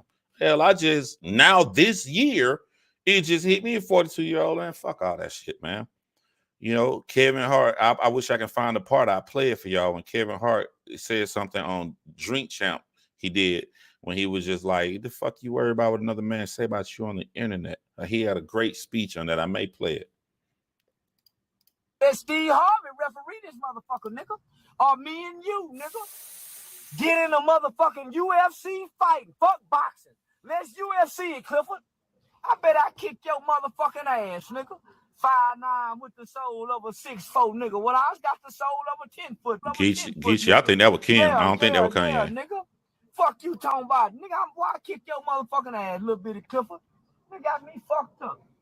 My boy C. Ward in the building. Why, say, bring it. Say, set it up. Set it up. I bet I kick your ass, Clifford. I bet I kick. C. Ward, number 12 right here, who coming? I got up. This motherfucking nigga. Y'all know them movies, them high school movies come out, and they got the star quarterback with the fucking high school football jersey on and shit. And he getting the chicks and the girls like him and shit. That's motherfucking C. Ward in my high school right there. The nigga laughing now. That's C. Ward. That's the star quarterback in my motherfucking high school. He getting his girls a different way. Nigga can throw a ball and getting pussy. But y'all see people online and people in real life don't know him. Ask C. Ward. Ask C. Ward, was we not them niggas and was we not super popular just because we could dance and shit and girls come to the talent show be screaming like we the Jackson 5. There are real life people that can confirm the shit I be telling y'all. But this nigga here, he need Chris Ward didn't need the pop lock and all that shit. He had the motherfucking nigga wore that goddamn nigga wore that football coat with pride. I bet that nigga laughing. Nigga wore that coat with pride. Kick your ass in front of your woman and your children, nigga. All right, Willingham Set B. it up. No more talking. Don't make now another motherfucking video. Send the contract over to the lady you called and talked to, nigga. Send that motherfucking contract over. Let's give us a 90-day, 6-month training. I'm gonna kick you right square off of your motherfucking yellow ass, nigga. Now, T.I. eventually sent a message. He wrote in the Shade Room comments saying that he's still waiting to get a phone call because he wants to talk to Charleston White. He said he had been on hold for over an hour and Charleston White hadn't gotten to the phone. Well, eventually it seemed like T.I. and Charleston White got a chance to talk on the phone, but they did not come to any type of conflict resolution because Charleston White took to the internet and he basically said that he just got off the phone with T.I.'s bitch ass and he was saying that basically T.I. was trying to, act tough and, he's a comedian and he's not about to change his stance. It was a mess. So y'all go ahead and check out his response right here. I'd much rather put him in jail, man. That's just how that goes. And I stand on that. Put this in jail. Don't kill now. Let them all gather in jail. Don't leave yours. They ain't no good to us. They some hella good in jail. Put they money in jail. You doing all this lie talk. Meanwhile, you ain't trying to talk to Chip. There is a small thing I noticed for my fellow like a Geechee and a Dollar Bill, all y'all out there. Did y'all notice this too? After all of this shit, Charleston White said he gonna come in and y'all gonna hear him say he did not file charges on T.I.'s son. He could have. There's no way T.I.'s son could have got out of it because he went on the internet and said he gonna get his guys and they're gonna beat his ass. I don't know. Does that mean something to y'all? It has a lot of implications to me, to where this nigga is just talking shit online. He got other rappers. He was happy as hell. He got these other rappers arrested, but he pulled the plug and he did not get T.I.'s son arrested. Does that mean anything to y'all, or does it have any deeper meaning? Not one bit. We ain't talked before now. We ain't talked before now. All the discussion need to go on between Tip and his boy. Once Tip and his boy talk, then I quit talking. Once Tip and his boy get understanding, man, you out of line disrespecting your elders. I ain't got to respect no disrespectful young. That's where y'all got the school teachers. That's where y'all got the police officers. That's where y'all got the juvenile correctional officers. That's where y'all got the jail staff. That's where y'all got the probation staff. You think we supposed to respect your disrespectful child who don't know how to?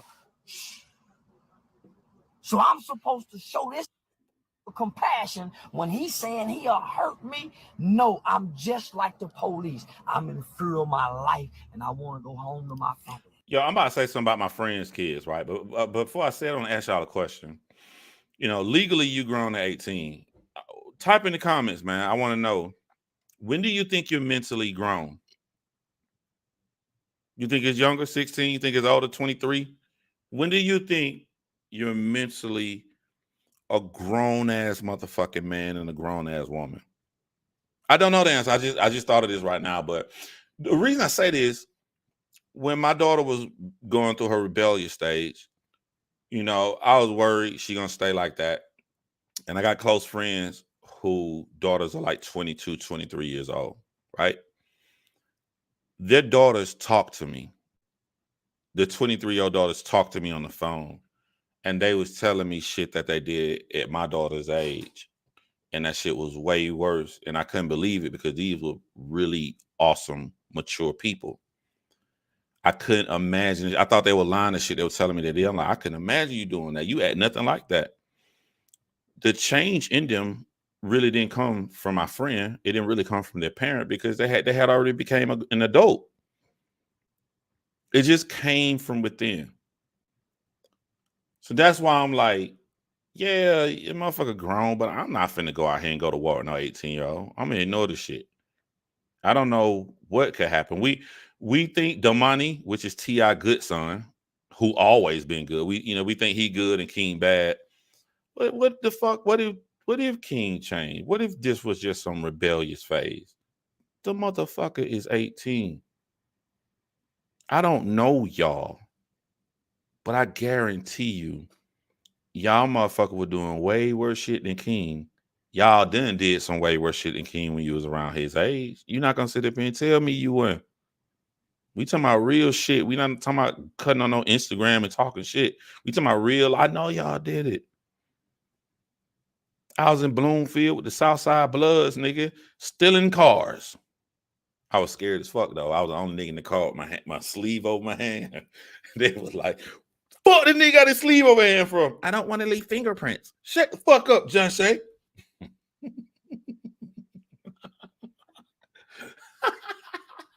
That's a true story. Then I was in a stolen car. Niggas just chilling out. I got in stuff.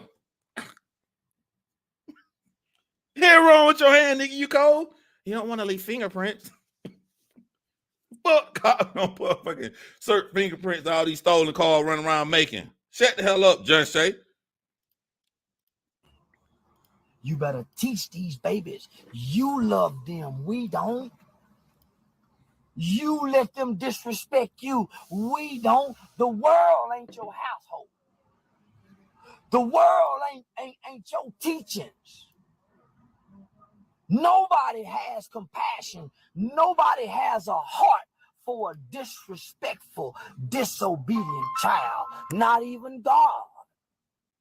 According to God, a disobedient child, days are shortened and numbered. And you wonder why so many young disobedient children are dying in 2022 because they are disobedient. And the word says that their days will be numbered and shortened.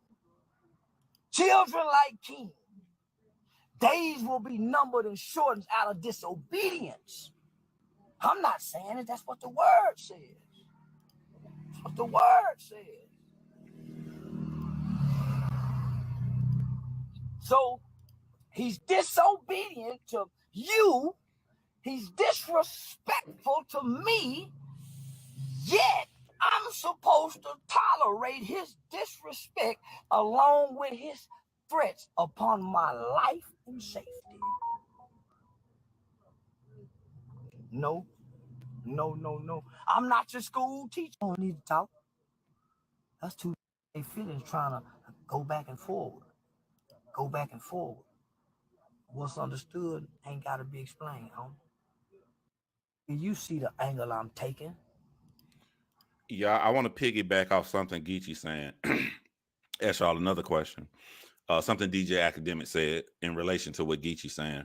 Geechee said, man, these kids, especially here in Atlanta. So Geechee, you in Atlanta. Here you trying to say something bad about T.I., your ass in Atlanta, boy. You better clean that shit up. I don't want no problems. Hey, ain't you Ansat? You Ansat, you had that nigga Geechee on your shit talking about my boy. Now don't get me in trouble, goddamn Geechee.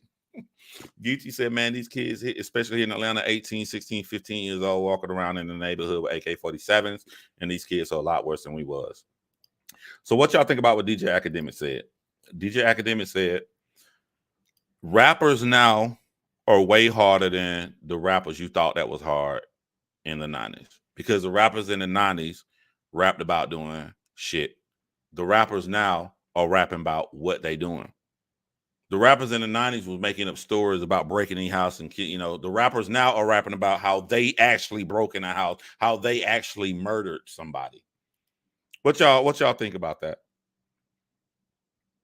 DJ Academic was like, I thought DMX was crazy. I thought he was hardcore.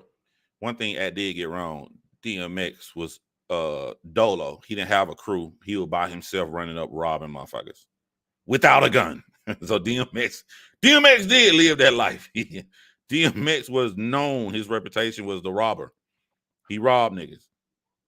DMX wasn't selling drugs and nothing. He let you sell the drugs and he come up and rob you by himself. But other than that, like, what y'all think about what DJ Academic said? Big high side. Check your little pup. Or let me send over the threats to the county probation department. And we can do it like that. Yep, with it, Pitbull. Y'all don't want to do that kind of shit. I play my role. You too big for this. So you say, yeah. So now I ain't gonna fire you little. I ain't gonna fire little Toot and them calling my phone making threats. Guess what? When they call, bridged them right in with the Atlanta gang. I don't know. Jay-Z rapped about selling drugs. He really did sell drugs. He's professing he ain't part of this gang, according to Atlanta gang unit. So now he's sending threats. If I quit. Here's a flip side to what DJ Academic said, right? You could make a point that the rappers in the 90s were just smarter. Maybe they just do make-believe tales, and maybe they did go do some of that stuff.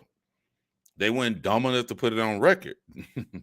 These kids now, so a day after they shoot somebody, 4:23 p.m. on a Saturday, I ran up, turned his ass to some mayonnaise. Had the red shoes, you could see me on the corner block. Yo, that ain't nothing to brag about. I don't know if that's a brag, DJ Academics. Quick flip Vino, yo boy. Get him down. Man, I ain't finna do that. But you talking gangster over some internet words. Outside them boys. Me and you ain't never crossed paths now before. We ain't got to sit down and talk. But yeah, you fucked me up. I ain't bull. I thought you was a sharp, elevated on some game. Now, check me. Now, he wrong right there. He said he thought T.I. was a sharp, elevated dude on some game. T.I. out here providing job and opportunity for people. He is a smart, elevated brother on some game. He just also a father who jumped out here to take care of his son. He didn't give a fuck what his son did, like a lot of other dads would do. He is. Just because he took up for his son doesn't discredit the things that T.I. does for the community. And I do remember when T.I. first came out. So this nigga probably got millions off this shit. When T.I. made his first album, that's when, and correct me if I'm wrong, Geechee, you from the A. When T.I. made his first album, that's when he started his construction company. Or hold on, my memory served me correct.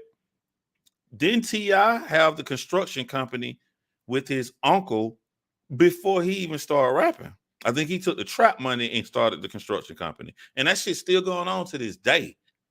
So that nigga had that business for over 20 some odd years. Nigga, get off that. Pull back. Matter of fact, you getting this nigga at the spotlight with us. Get him down. Man, I ain't finna do that.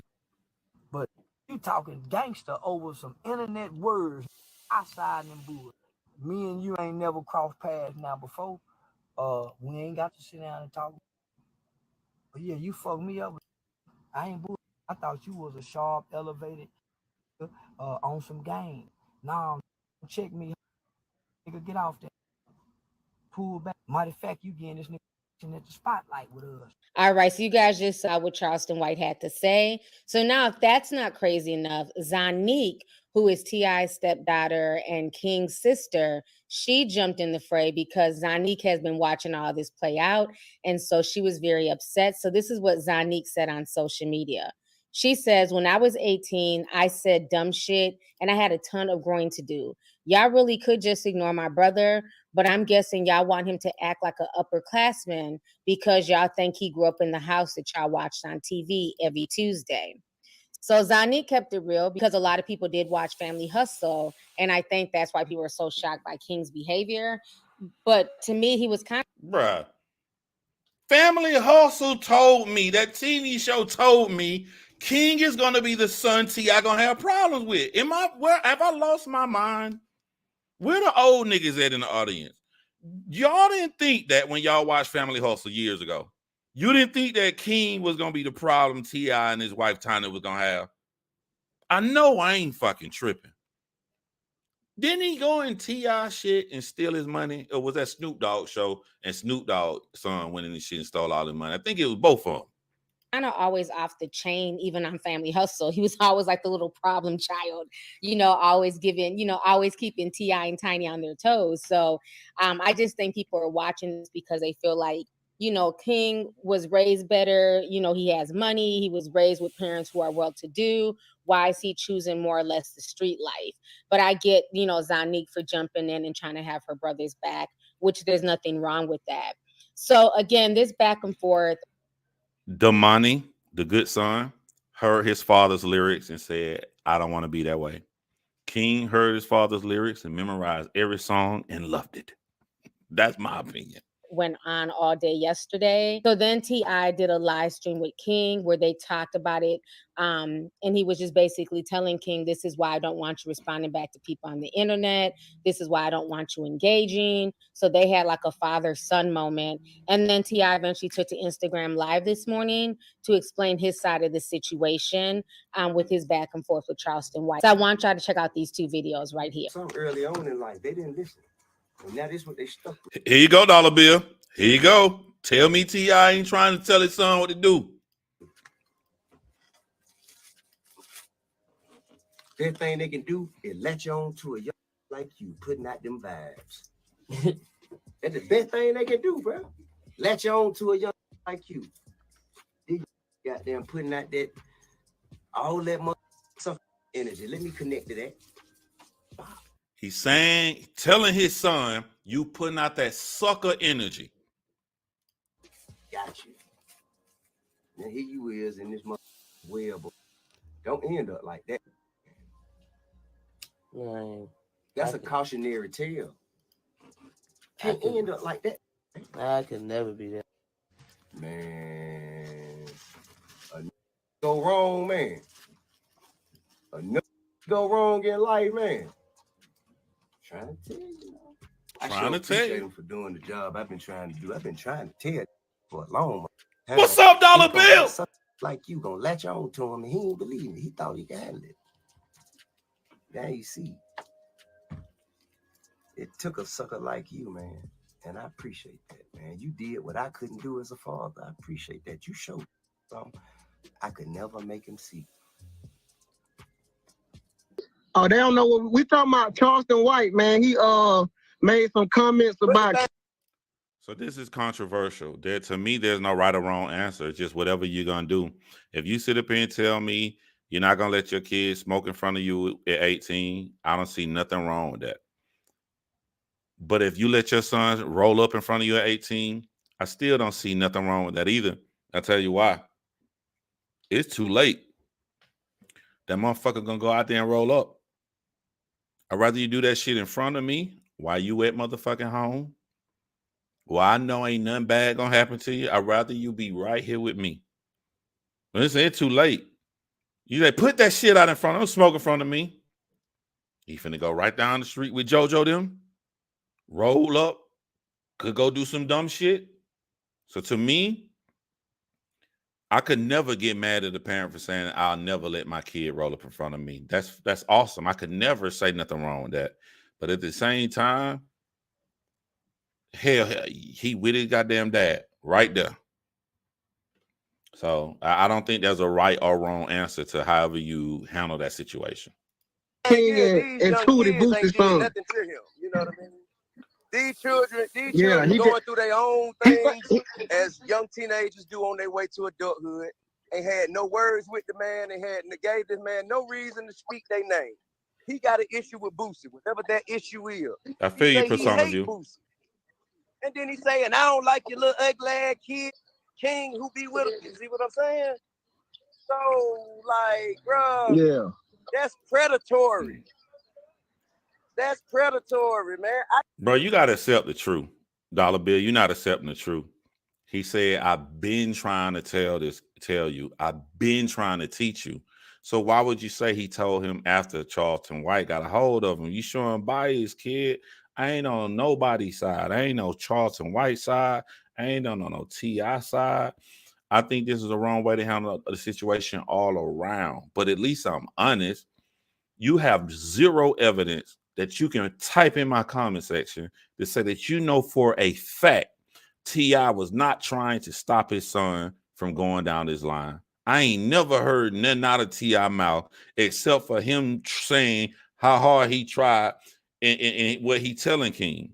So, like, type to me in my comments how you know for 100% fact that T.I. just didn't give a fuck what King did, and he just let him do all this shit and he didn't care until it was too late. If you can type that. I just want to know what's going on. I ain't coming as no gangster, no goon. I ain't in no gang. I'm a concerned parent in the community right now. I'm in the community right now. Ain't no police around me. I'm in the community right now, bro. I don't need no police to move around. I don't live in fear. I ain't never did nothing or said nothing that I can't carry on my shoulders wherever I go.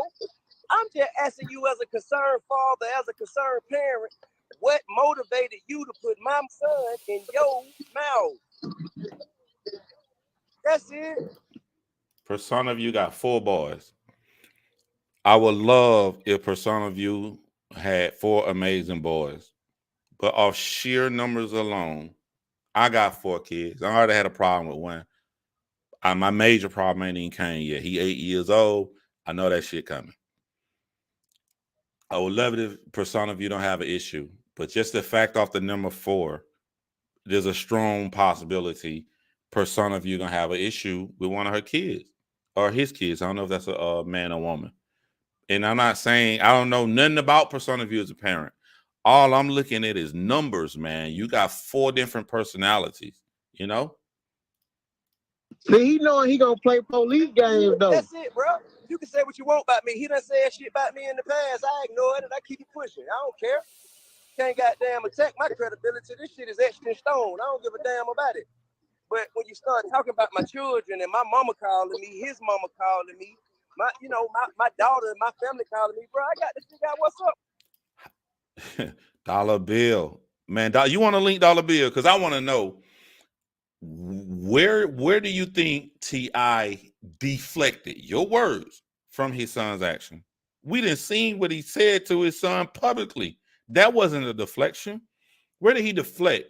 Let me give you an analogy. If you my girlfriend and we go to a party and you starting shit with somebody, I'm gonna have your motherfucking back. I'm jumping right in with my girlfriend being wrong to have my girlfriend back because that's my motherfucking girlfriend. Now, when we get in that motherfucking car and leave, we gonna have an argument. We gonna have words. Fuck you do that dumb shit for. The niggas at the party ain't gonna see me say that to my girlfriend. They gonna think I ain't give a fuck about what she did. I did care about what she did. But that's my motherfucking girlfriend. I'm jumping out here to defend my girlfriend. Because that's what a man's supposed to fucking do. And then we gonna handle that shit. Because this cannot fly and this cannot happen again with her doing these fucked up actions when I know she wrong. That analogy would be if T.I. behind the scenes. But what makes it worse for your argument is we just saw the nigga telling his son this. You doing goofy sucker shit, and I keep telling you what it's going to lead to. So what part of that makes you think T.I. is deflecting away from his son's action? I'm asking you. Just asking. What with you, my man? Yeah, like you can't just be letting that go on. But look, he's talking about he's a comedian now, though. A comedian come with jokes. Jokes have a beginning, a premise, and a punchline. Show me the punchline. He ain't have no, but he just, but if you don't like Boosie, keep talking about Boosie. Why you got to bring Tootie into it? What kind of grown ass man? Yeah. I remember that, Just Jay. Talk about a motherfucking child. I don't like him, but I'm not finna talk about his child. I'm not gonna say nothing about his child. I'm not gonna say nothing about his son, his daughter, or nothing. It's somebody's mustache. It's somebody's mustache. Man. I have my own personal right opinion about it, but it ain't even about that. It ain't about that. You just talk about people's children, bro. No, I'm talking about Charleston White. Charleston White. It's something ain't right about it, man. The thing is, then you want to hide behind the police. You want to start fires and then hide behind the motherfucking. Fair enough, $1 bill. I ain't even know Fannie Willis had an Instagram. I'm sure she do. And Fannie doing. Hey man, listen, bro. Yeah, he tagged Fannie Willis. Fannie Willis. I'm sure if there was a job for her to do over here with my son or me, that motherfucking job would be done.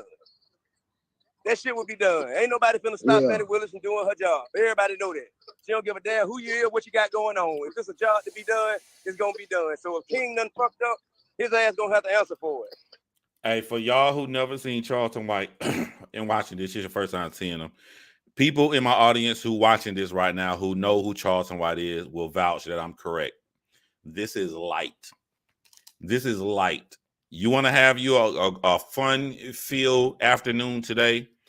Type Charleston White in your YouTube search and look up some of the shit he been saying. He been saying shit way, way, way worse than this.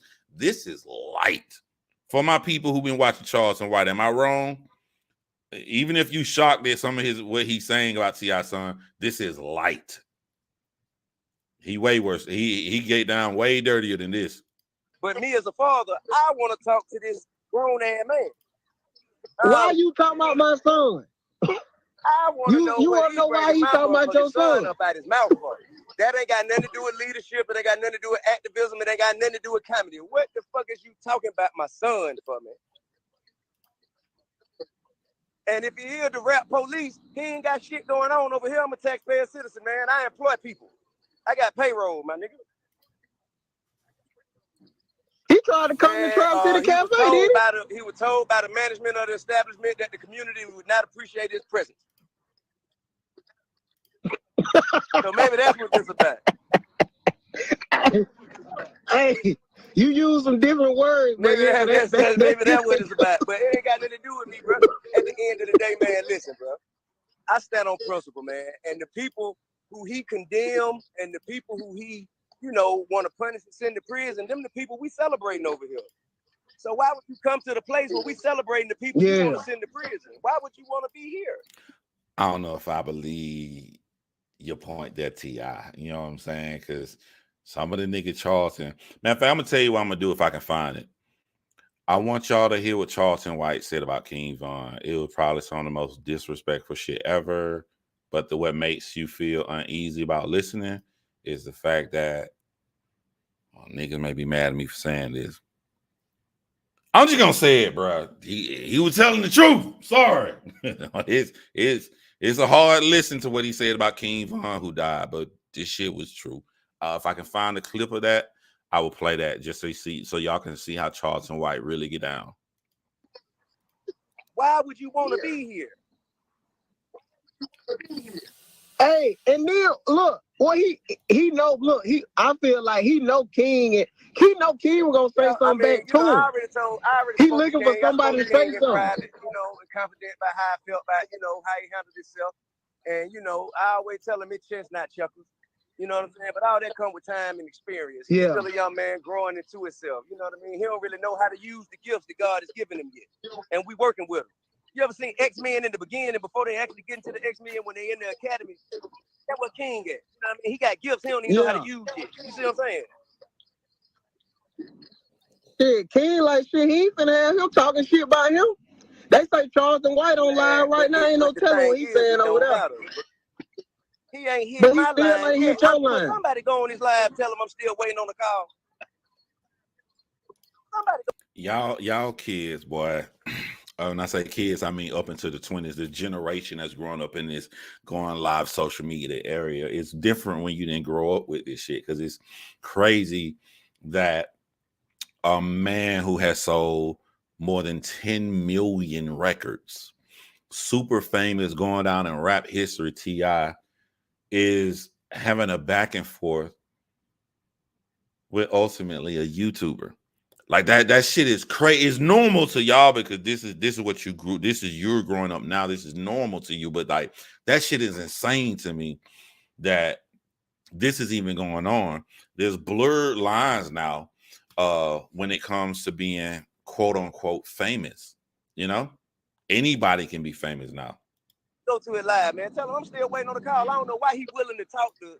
He'll talk to Shade Room. He'll talk to Fonnie Willis. He'll talk to the police. He will not talk to me, the father of the young man whose name he got in his mouth. Why won't he talk to me? I feel you, Dollar Bill. What he so afraid of talking to me for? Yeah, that. So you before the day you ain't know nothing. While y'all listening, I'm gonna try to see can I find a King Von clip. None of this shit was going on. He just popped out of nowhere talking shit. Spontaneous, but that's his business model, and I get it. You know what I mean? I understand. People with no talent, they move around, and they gotta put bullshit up in the air, wait on it to fall down on them, so they can have some movement and some motion out here.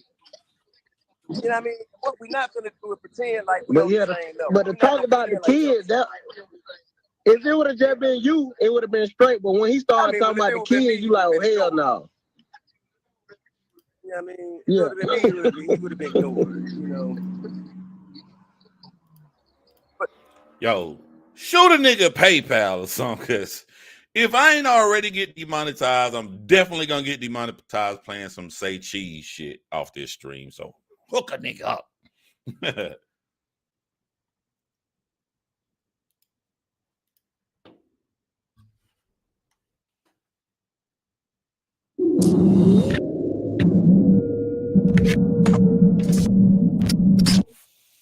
You recently went viral. You said Lil Tim did God work with the King Von situation. He said it himself. His action. Hold on. Y'all got to understand, people be coming from true crime. They don't know what the fuck going on.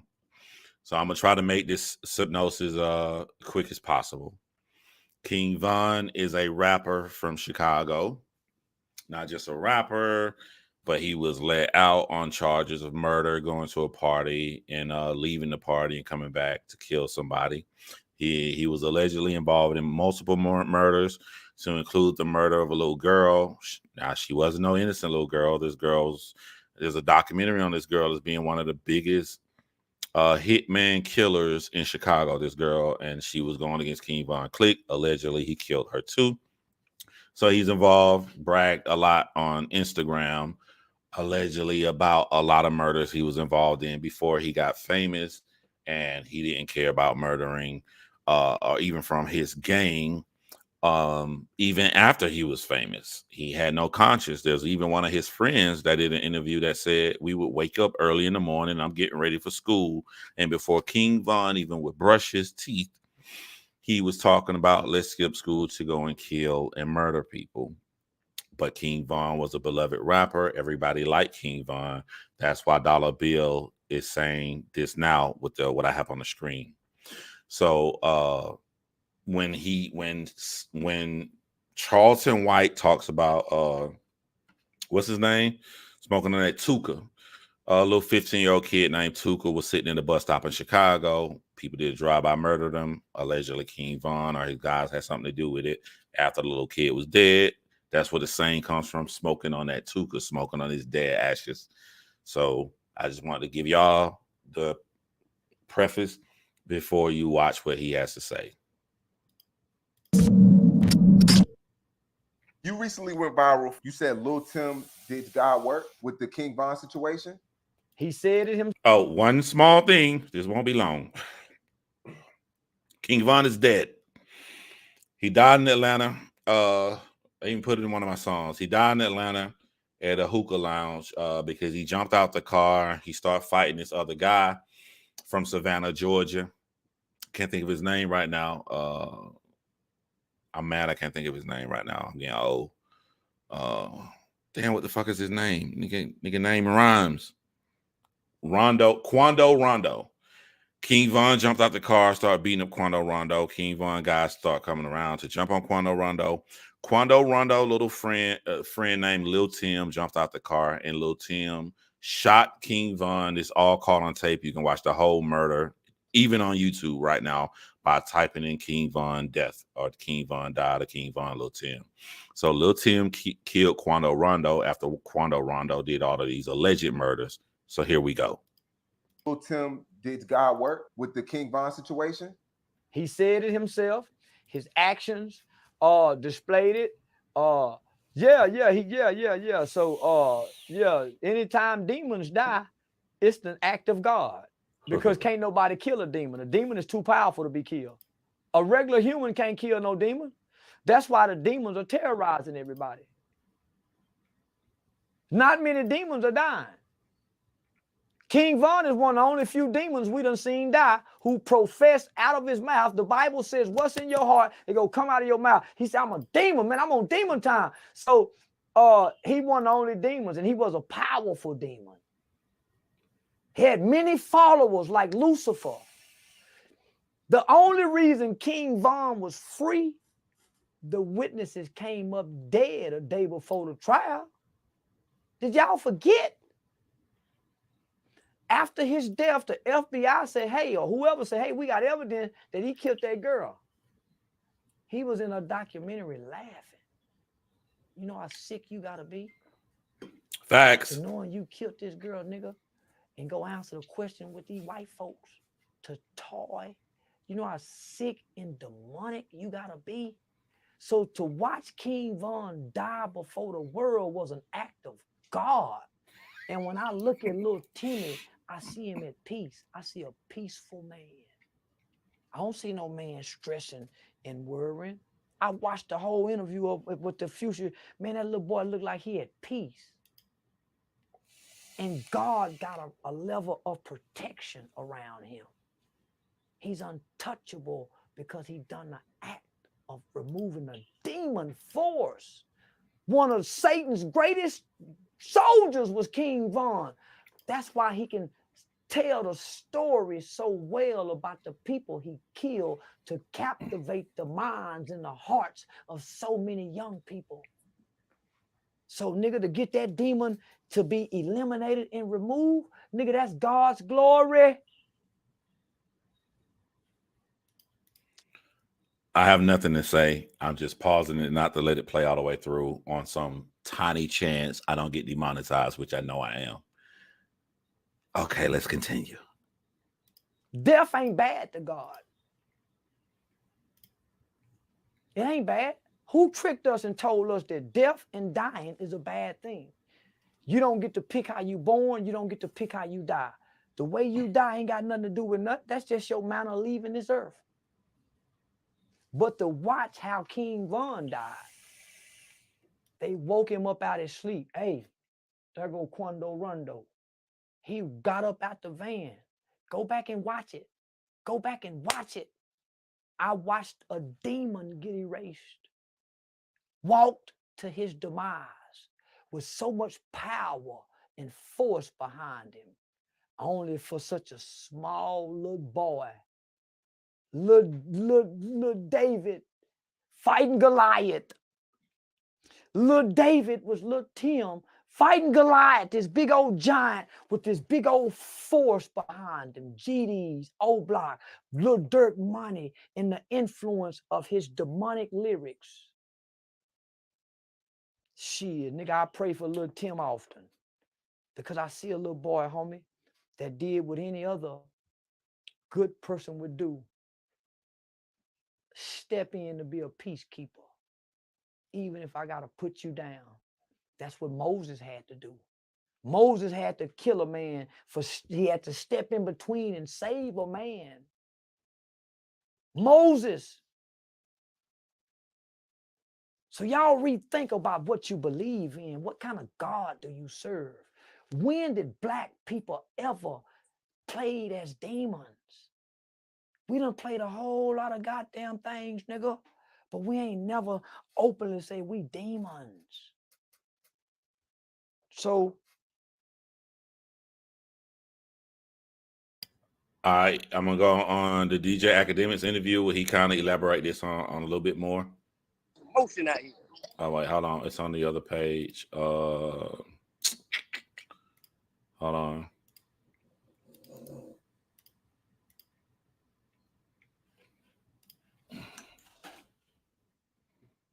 This is where someone say you take it too far. Like you had a clip that went viral where you're like, death to all gang members. death to all gang members.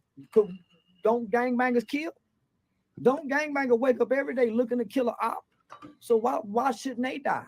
Why should we wish death on the people that kill people? So do you think the remedy is for them to die? Yes. I think most people have to die off in order for things to change. Mm. I think most people have to die off. They have to go to jail, because Do you believe that was the case with you because you went to jail? Yeah, I had to go. Yeah, I had to go. Really? And it saved my life. Every nigga I know went to jail. It saved their life. PayPal only shows your real name. It does not show your YouTube name, but you know who you are. Thank you, babe. I really, really appreciate that. And I'm being honest. If I get paid off what y'all send me, it makes it better because I don't have to worry about shit. I can play whatever clip I want to play, and we can talk about more shit. So I really appreciate that because I ain't gonna get paid off this video. Wow. Every nigga I know went to jail. It done them some good. And had they not went to jail, they probably would have got killed early on in life, or they would have done something at some point in their life where they would have assured that they got a life sentence. So it's best that he go to jail for 20 years so he can come home and live good from 40 to 60. It's best that he go to jail at 15 and come home at 25 so he can get the brain development, he can get the treatment, he can get the medical attention that he needs. Most niggas don't even know they got medical problems till they go to jail. Most niggas don't know they got an abscessed tooth, a cavity, until they go to jail. Most niggas don't even know how to read till they go to jail. Most niggas don't even know how to respect their neighbor until they go to jail, and their neighbor will kill them if they fought in the room with them. If they make, you see what I'm saying? Most niggas come home with the kind of respect and things that they should have got from their home or their big homies down in prison, and they come home better men.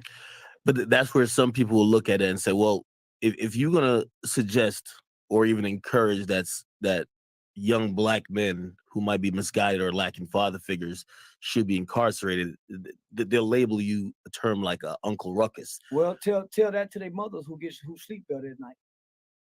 Tell that to the mothers who sleep better at night when she finally get the call and they say, "Mom, I'm in jail," and she finally can say, "Thank you, Lord." Now she ain't gonna tell him that. She can finally say, "I can go. I can finally sleep right now. Now I don't have."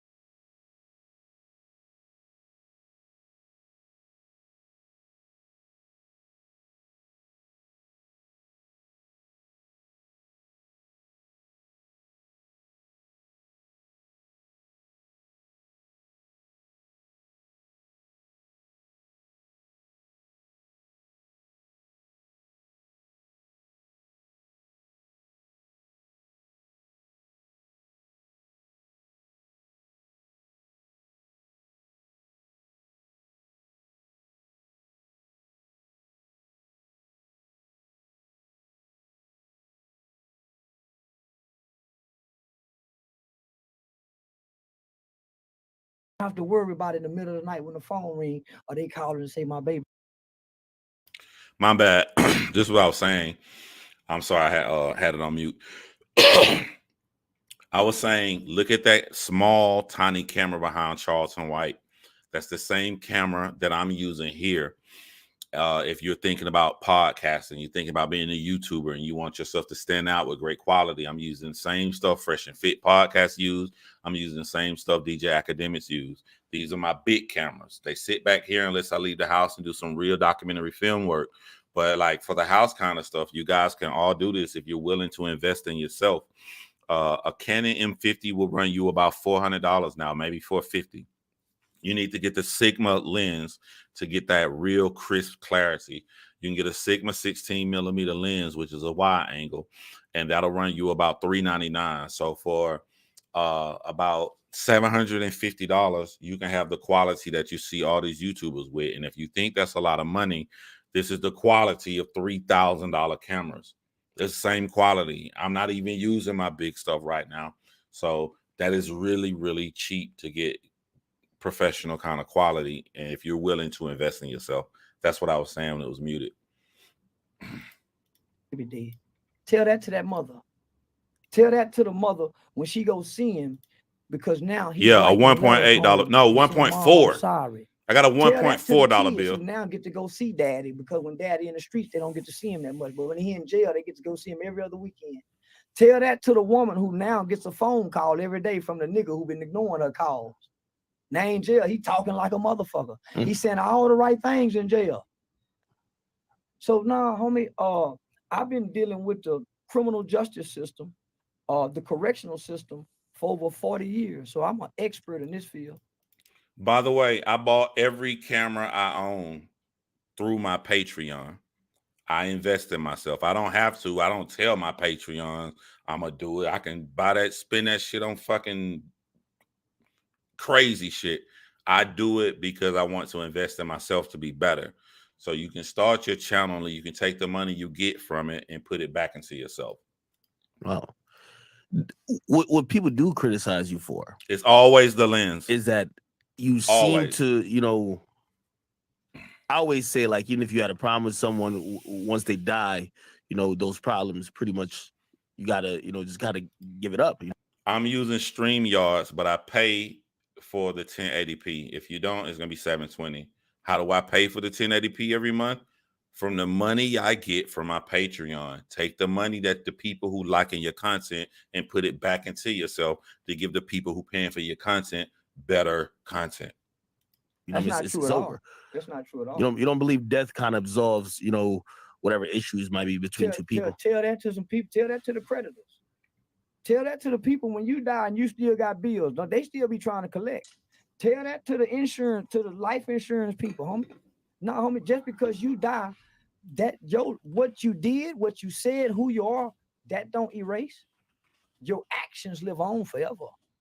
You got a legacy that people got a right to speak on. Your birthday, the day you're born, the day you die, there's a dash in the middle. That's what we speak on, that dash. And death don't exclude you from what you've done. You've spoken, quite a lot about like people like, King Von, who passed away. Yeah.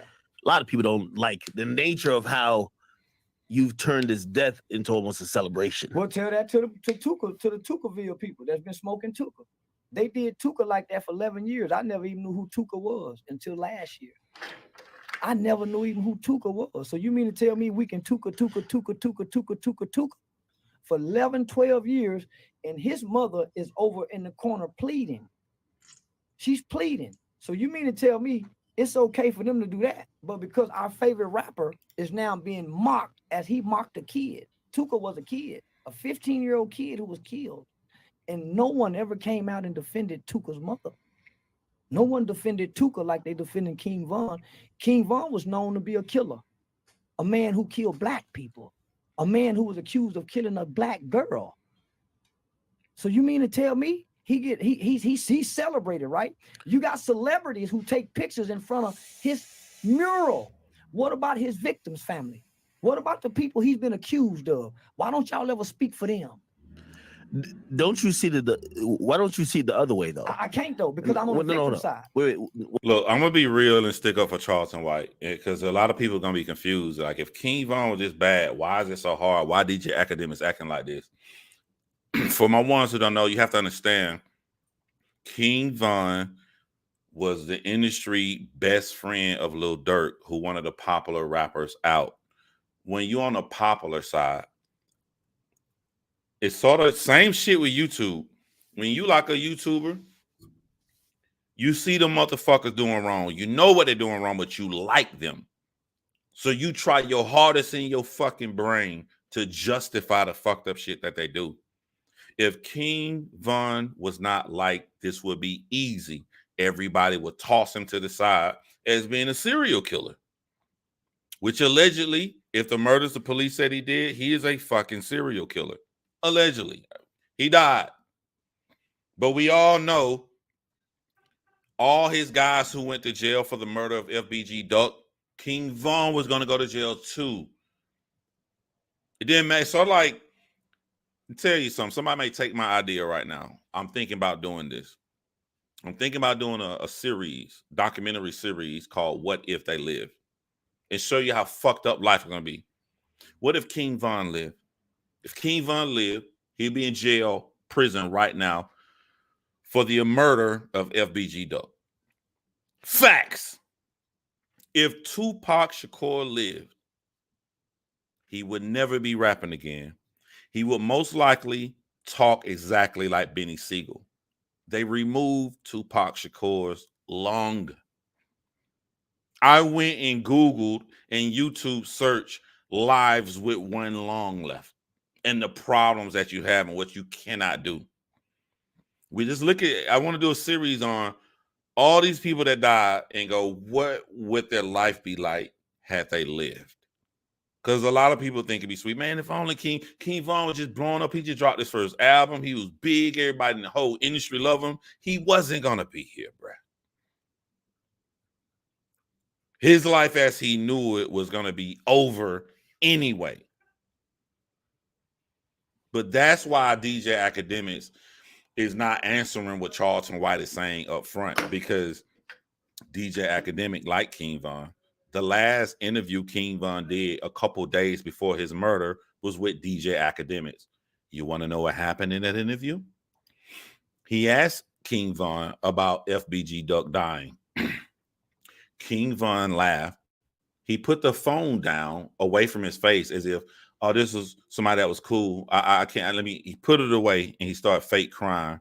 And you can hear him laughing. And the guy sitting behind him, you can see him actually laughing. They thought it was funny that somebody was murdered. And King Von, we know there's no alleged, all his niggas, his homies, shot him, killed FBG Duck. So that's the real King Von. But because he's so beloved, that's why DJ Academics is hesitant to say anything bad or answer Charleston White directly. Well, I'm not saying you should. I'm saying, why don't you look at his death as, it's unfortunate that he didn't come to realize maybe some of his mistakes. It wasn't unfortunate. Let's look at his death. He had finally made it out of the ghetto. He had finally made it. He had just come home from beating murder cases, brother. Let's look at how serious this is. There are murder cases on his file that he beat. He gets released because the witnesses come up dead. Let's be real with this shit, homie. The witnesses came up dead. Black people. Nobody ever spoke about that. Which one? So here it is. He gets released and become this mega star rapping about his murders. What about those victims? What about their family? Watching this man who they think is a demon, the most horrible person in the world, reap the rewards for being a killer. He right. What about those people? I'm thinking about those people. Fuck that idol. That idol is a demon. A self-proclaimed demon. Nigga, I don't ride with demons. When did black people start riding with demons? Homie, we got What's up, grandmothers Crystal? who pray. Mothers who say, son, bless your food before you eat it. When do we, so hear me out. So I'm looking at this and everybody is siding with King Von now. What about these victims over here who nobody's shining the light on? So these people are hurting. They don't have a voice. They don't have nobody can say, man, fuck them. But they saying fuck King Von because he been accused of killing their people. So when I get the knowledge and the information that this is a killer and these are victims, nigga, I don't give a Y'all damn have to about tell me. I ain't heard of it. bragging about killing people. Proud of killing. So let me finish. So when I look at King Von's circumstance, I don't say it's unfortunate. I say that was a man that worked hard to die because he was woken up out of his sleep, wasn't he? He was somewhere chilling, minding his business. Somebody said, hey, there go the Quando kid.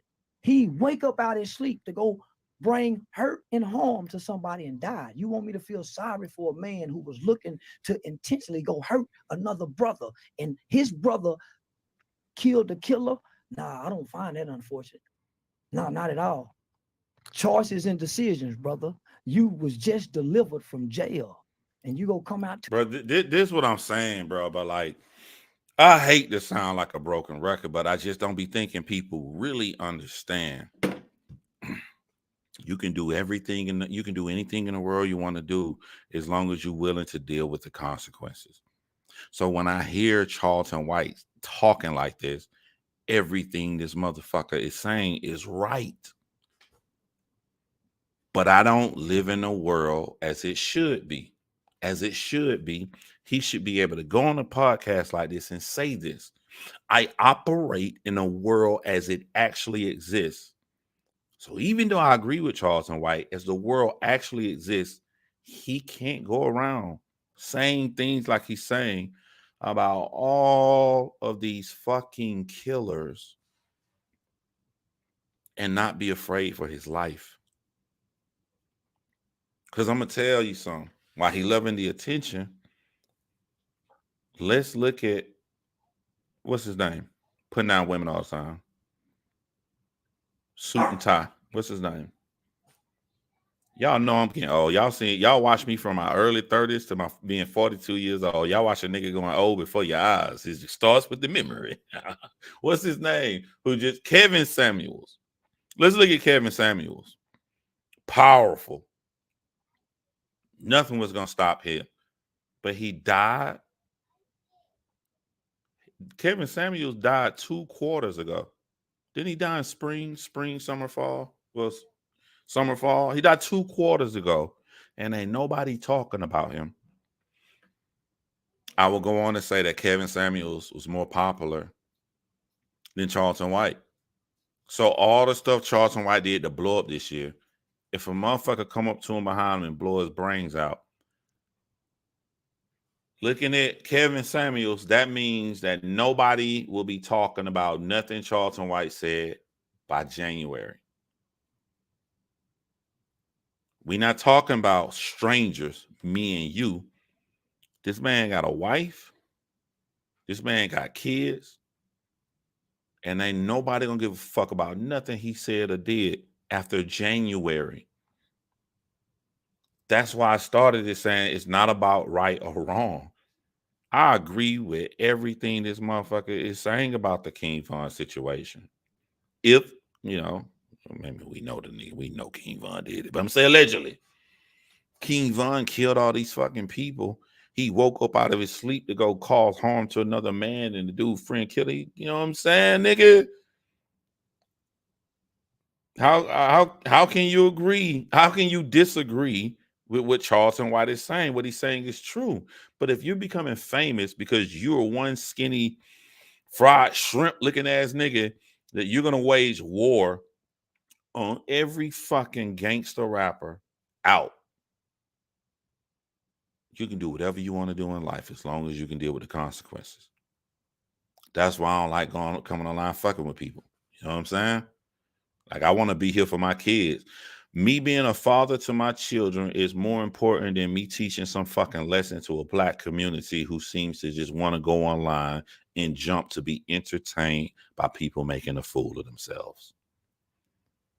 Me being Daddy John is more important. But the harm's way that Charleston White is putting on himself to take himself possibly away from his children, it ain't worth it to me, because niggas gon' nigga. Whether he alive or whether he dead, niggas is gonna nigga. That's what I'm saying when I say it's not about right or wrong. To the free world after you've been given this break, you've been given this opportunity. This is an opportunity of a lifetime, and you still go play killer. Okay, killer, I don't feel sorry for you.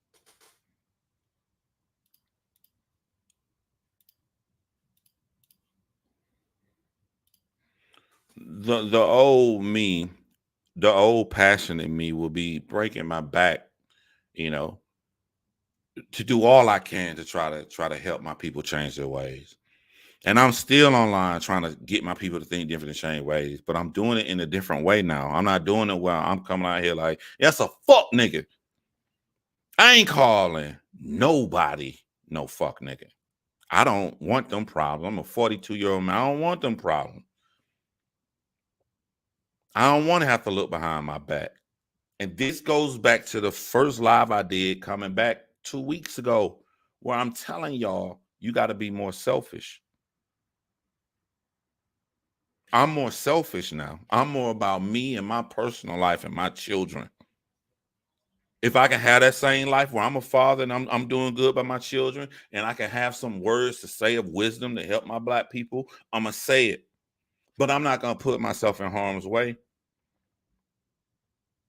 Especially at the landscape that I'm seeing, because the landscape that I'm seeing is that while your ass is online trying to be passionate about some shit, 90% of the audience that's listening to you and listening to everybody else, they don't give a fuck about it. They just here to be entertained. Before YouTube, before lives, before all of this shit, they went and watched reality shows. And this is more entertaining. And the following the storyline of a YouTuber and talking shit is their new reality show. They're not really trying to imply the lessons. Not everybody.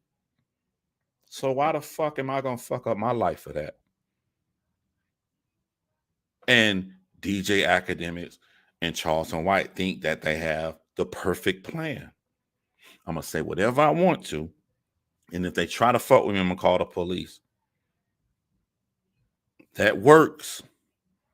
That works only on gangsters that critically think. A gangster that critically thinks is going to say, I got a lot of money from rap. I'm not going to try to harm this guy and lose my lifestyle. DJ Academic says this word for word. You ain't ready to lose your lifestyle. So he thinks that's it. I found the key where I can say whatever I want. But they don't put into that equation a crazy motherfucker. I saw one clip of DJ Academics at a gas station with a girl in his Lamborghini. When I saw that one clip, nothing happened. He pumped his gas and got in the car and left. But when I saw that one clip, that was my evidence right there that your plan doesn't work, because you pulling up at that gas station, you had no defense. You was just lucky a crazy motherfucker didn't see you, because if he did,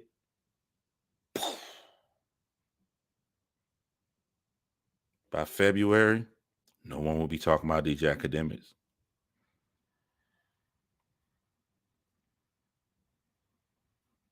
And what's scarier is somebody like Charleston White, who is going against the biggest, most deadliest motherfuckers, all the way down to the no-name motherfuckers. He's not discriminating. He's going against everyone. It is just not plausible. It's just not logical to think that you can continue this. And he's out there, and he's been caught several times by himself already in one fucking season this summer. It is not plausible to think that nothing's going to happen to you.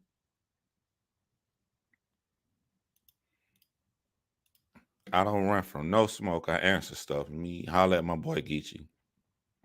Then by your logic, John, we should just let criminals, gangsters, gang members control the narrative of our lives because we're scared. No, it's time for people to speak up, good people to speak up. They're going to be good people that speak up. More power to them. By my logic, I'm more selfish. Fuck you. Not you, Geechee. You get what I'm saying. You cool with me, Geechee. You watching my channel. And you from the ATL. But fuck you to everyone that wants me to put myself in harm's way while you're watching me for entertainment, while you get to go on and live your life and raise your children. I'm speaking out. I just changed how I speak out, Geechee. I'm not putting myself in no harm's way that a motherfucker gonna want to kill me, and I'm still giving you the knowledge that I have and how I feel. I just maneuver and move differently. I'm not finna come out here dissing nobody and calling nobody names and no bitch ass nigga and all that other crazy shit. I don't want them problems. I am afraid to fucking die.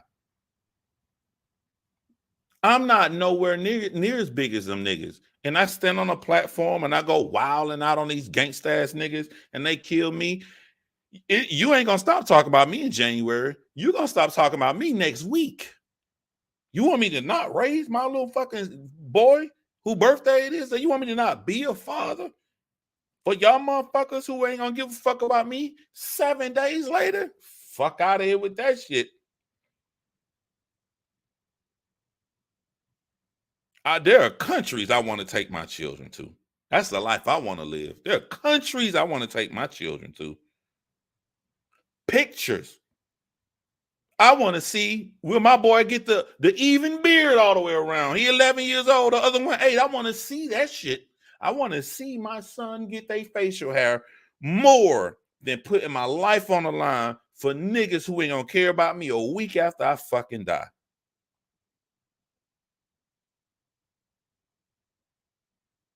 I ain't afraid to say that shit at all. For y'all in the battle rap community who know Angry Fan, I'm so fucking happy he made the decision not to speak on stupid shit because he lost his fucking use of his arm in the car wreck. Nigga got one arm disabled for fucking ever. Fuck these niggas. Don't put yourself in harm's way. If you lost your arm and you know you can make you $10,000 a month on YouTube, make that shit more professional, stay out of fucking trouble, and make your $10,000 a month on YouTube. Be selfish, Angry Fan.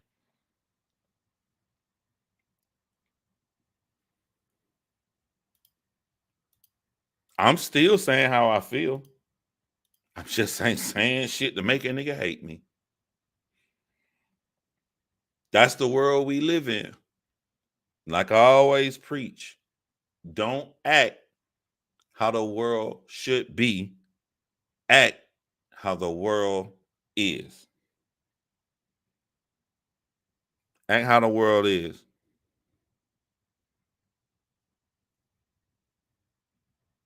Name a motherfucker successful who ain't out here caring about themselves and their own family. Just name me one.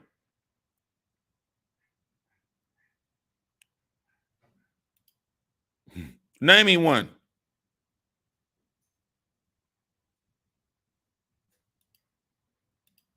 I share knowledge, drop the seeds, and move around. Everybody got their own journey. Exactly.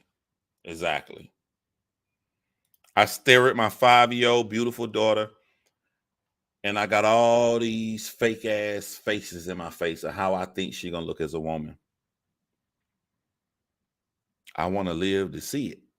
I want to live to see the real beautiful face. I want to motherfucking take pictures of my daughter when she coming down the stairs to meet her prom date. I want to be there when she graduate college. I want that shit more than being stressed out every day over trying to break my back to preach to motherfuckers where 80% of the audience don't give a fuck.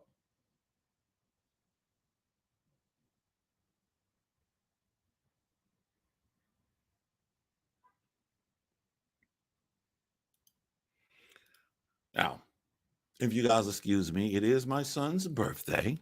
I got somewhere to be. It's 7 o'clock to go chill with my little boy. And like I said, I'm selfish. Now my kids go first. So thank you guys for participating in this live. Shout out to the people that donated to the PayPal. I really appreciate that. And then I'm going to catch y'all next time. Let me see what I want to go out with. You know what I like? I can literally play any goddamn song right now because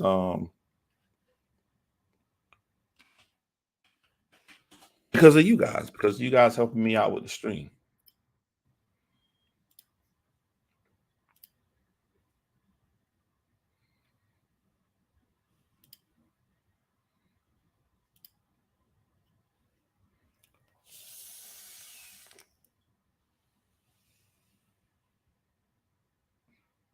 I'm gonna play this right here because the reason I'm gonna play this song called "The Medical Center of Central Georgia." I explain what the song mean in the middle part. I'm gonna play it because when I used to ride around in the car listening to the beat, my son, whose birthday it is today, he used to love this. He used to say, "Daddy, play the Southside song." I ain't wrote the song. I just used to listen to the beat. My son in the car, take him to the soccer game, and I used to say, "Southside, Southside." And he would bob in his head. He'd be sitting beside me, man. Those are the memories that stay with you for the rest of your life. So I'm going to end the stream playing Southside, which do got important lessons in it and bars, as always.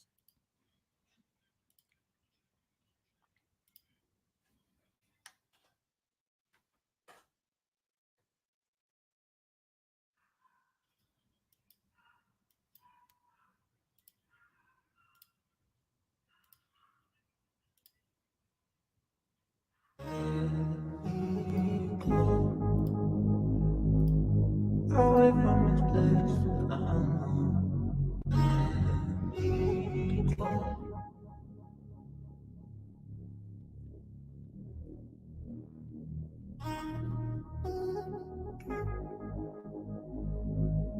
away from this place.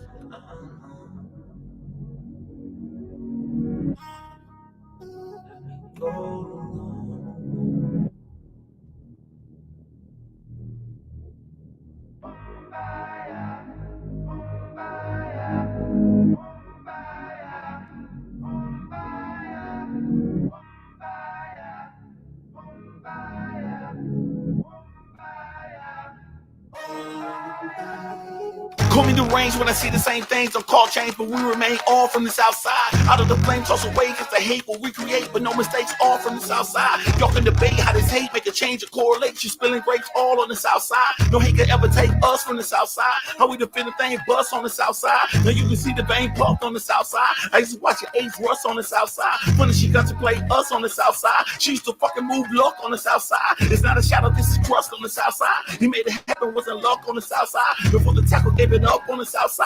Only back then when it's us on the south side. I was an infidel, watch little mouth wide, yelling and telling my people my home will fall cry. Ever been so hungry, eyes fucking bloodshot, digging the bullet hole and pop, come the bus out, drop from the cop. Now why do I think I'm living in the world where other people give a fuck? Why? Sympathy, empathy, is you fuckers are telling me is an alpha male telling other people just to get a woman need to go to make up feel she lonely. Listen, only telling me about your fucking mental living. See you put the queen down just to put the thing down. Look at how they trick us, now they got you putting queens down. Watch while we bleed out, hating while I knee down. Ain't no fucking options, but they telling you with 3 routes, see out. All of this again, we can't leave out because they see us in them and too blind to see a we now, we out. I hadn't written any words for this song at the time, but I knew I was going to say Southside repeatedly, and I would pick my son up and play this beat.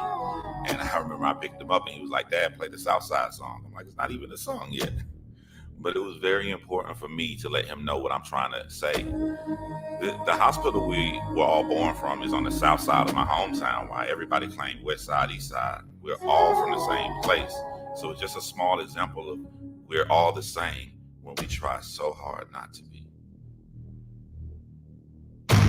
I'm alone again, surrounded in a world full of only kin. Remember Big Mama used to pull this yen and told me grandson never hold it in. And since that day used to box a lot up, and if I wasn't fighting it was Oxycontin. Ran with the strokes, I would bite a lot. To next one to step up, they was picked like cotton. Plotting shots from docs, I convinced the project not to rot the spot. We could pop up lots in order not to cry inside in hospice. We eject the throws, we arose on flotsam.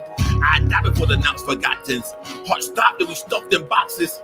You the same, ain't no way to stop this. It's okay, they can change the outlook. I just been feeling this pain. All on the south side. I bet they feeling the shame. All on the south side. I bet they feeling the change. All on the south side. I know you feeling me, yeah. All on the south side. I just been feeling this pain. All on the south side. I bet they feeling the shame. All on the south side. I bet they feeling the change. All on the south side. I know you feeling me, yeah. All on the south side. We gon' fucking get it on the south side. I promise I will never take you far from the south side. If we run with two, we make it on to the south side. I will fight until we make it on to the south side. We gon' fucking get it. I promise I will never take you. Till we rob it till we make it. I will fight until we make it on to the south side.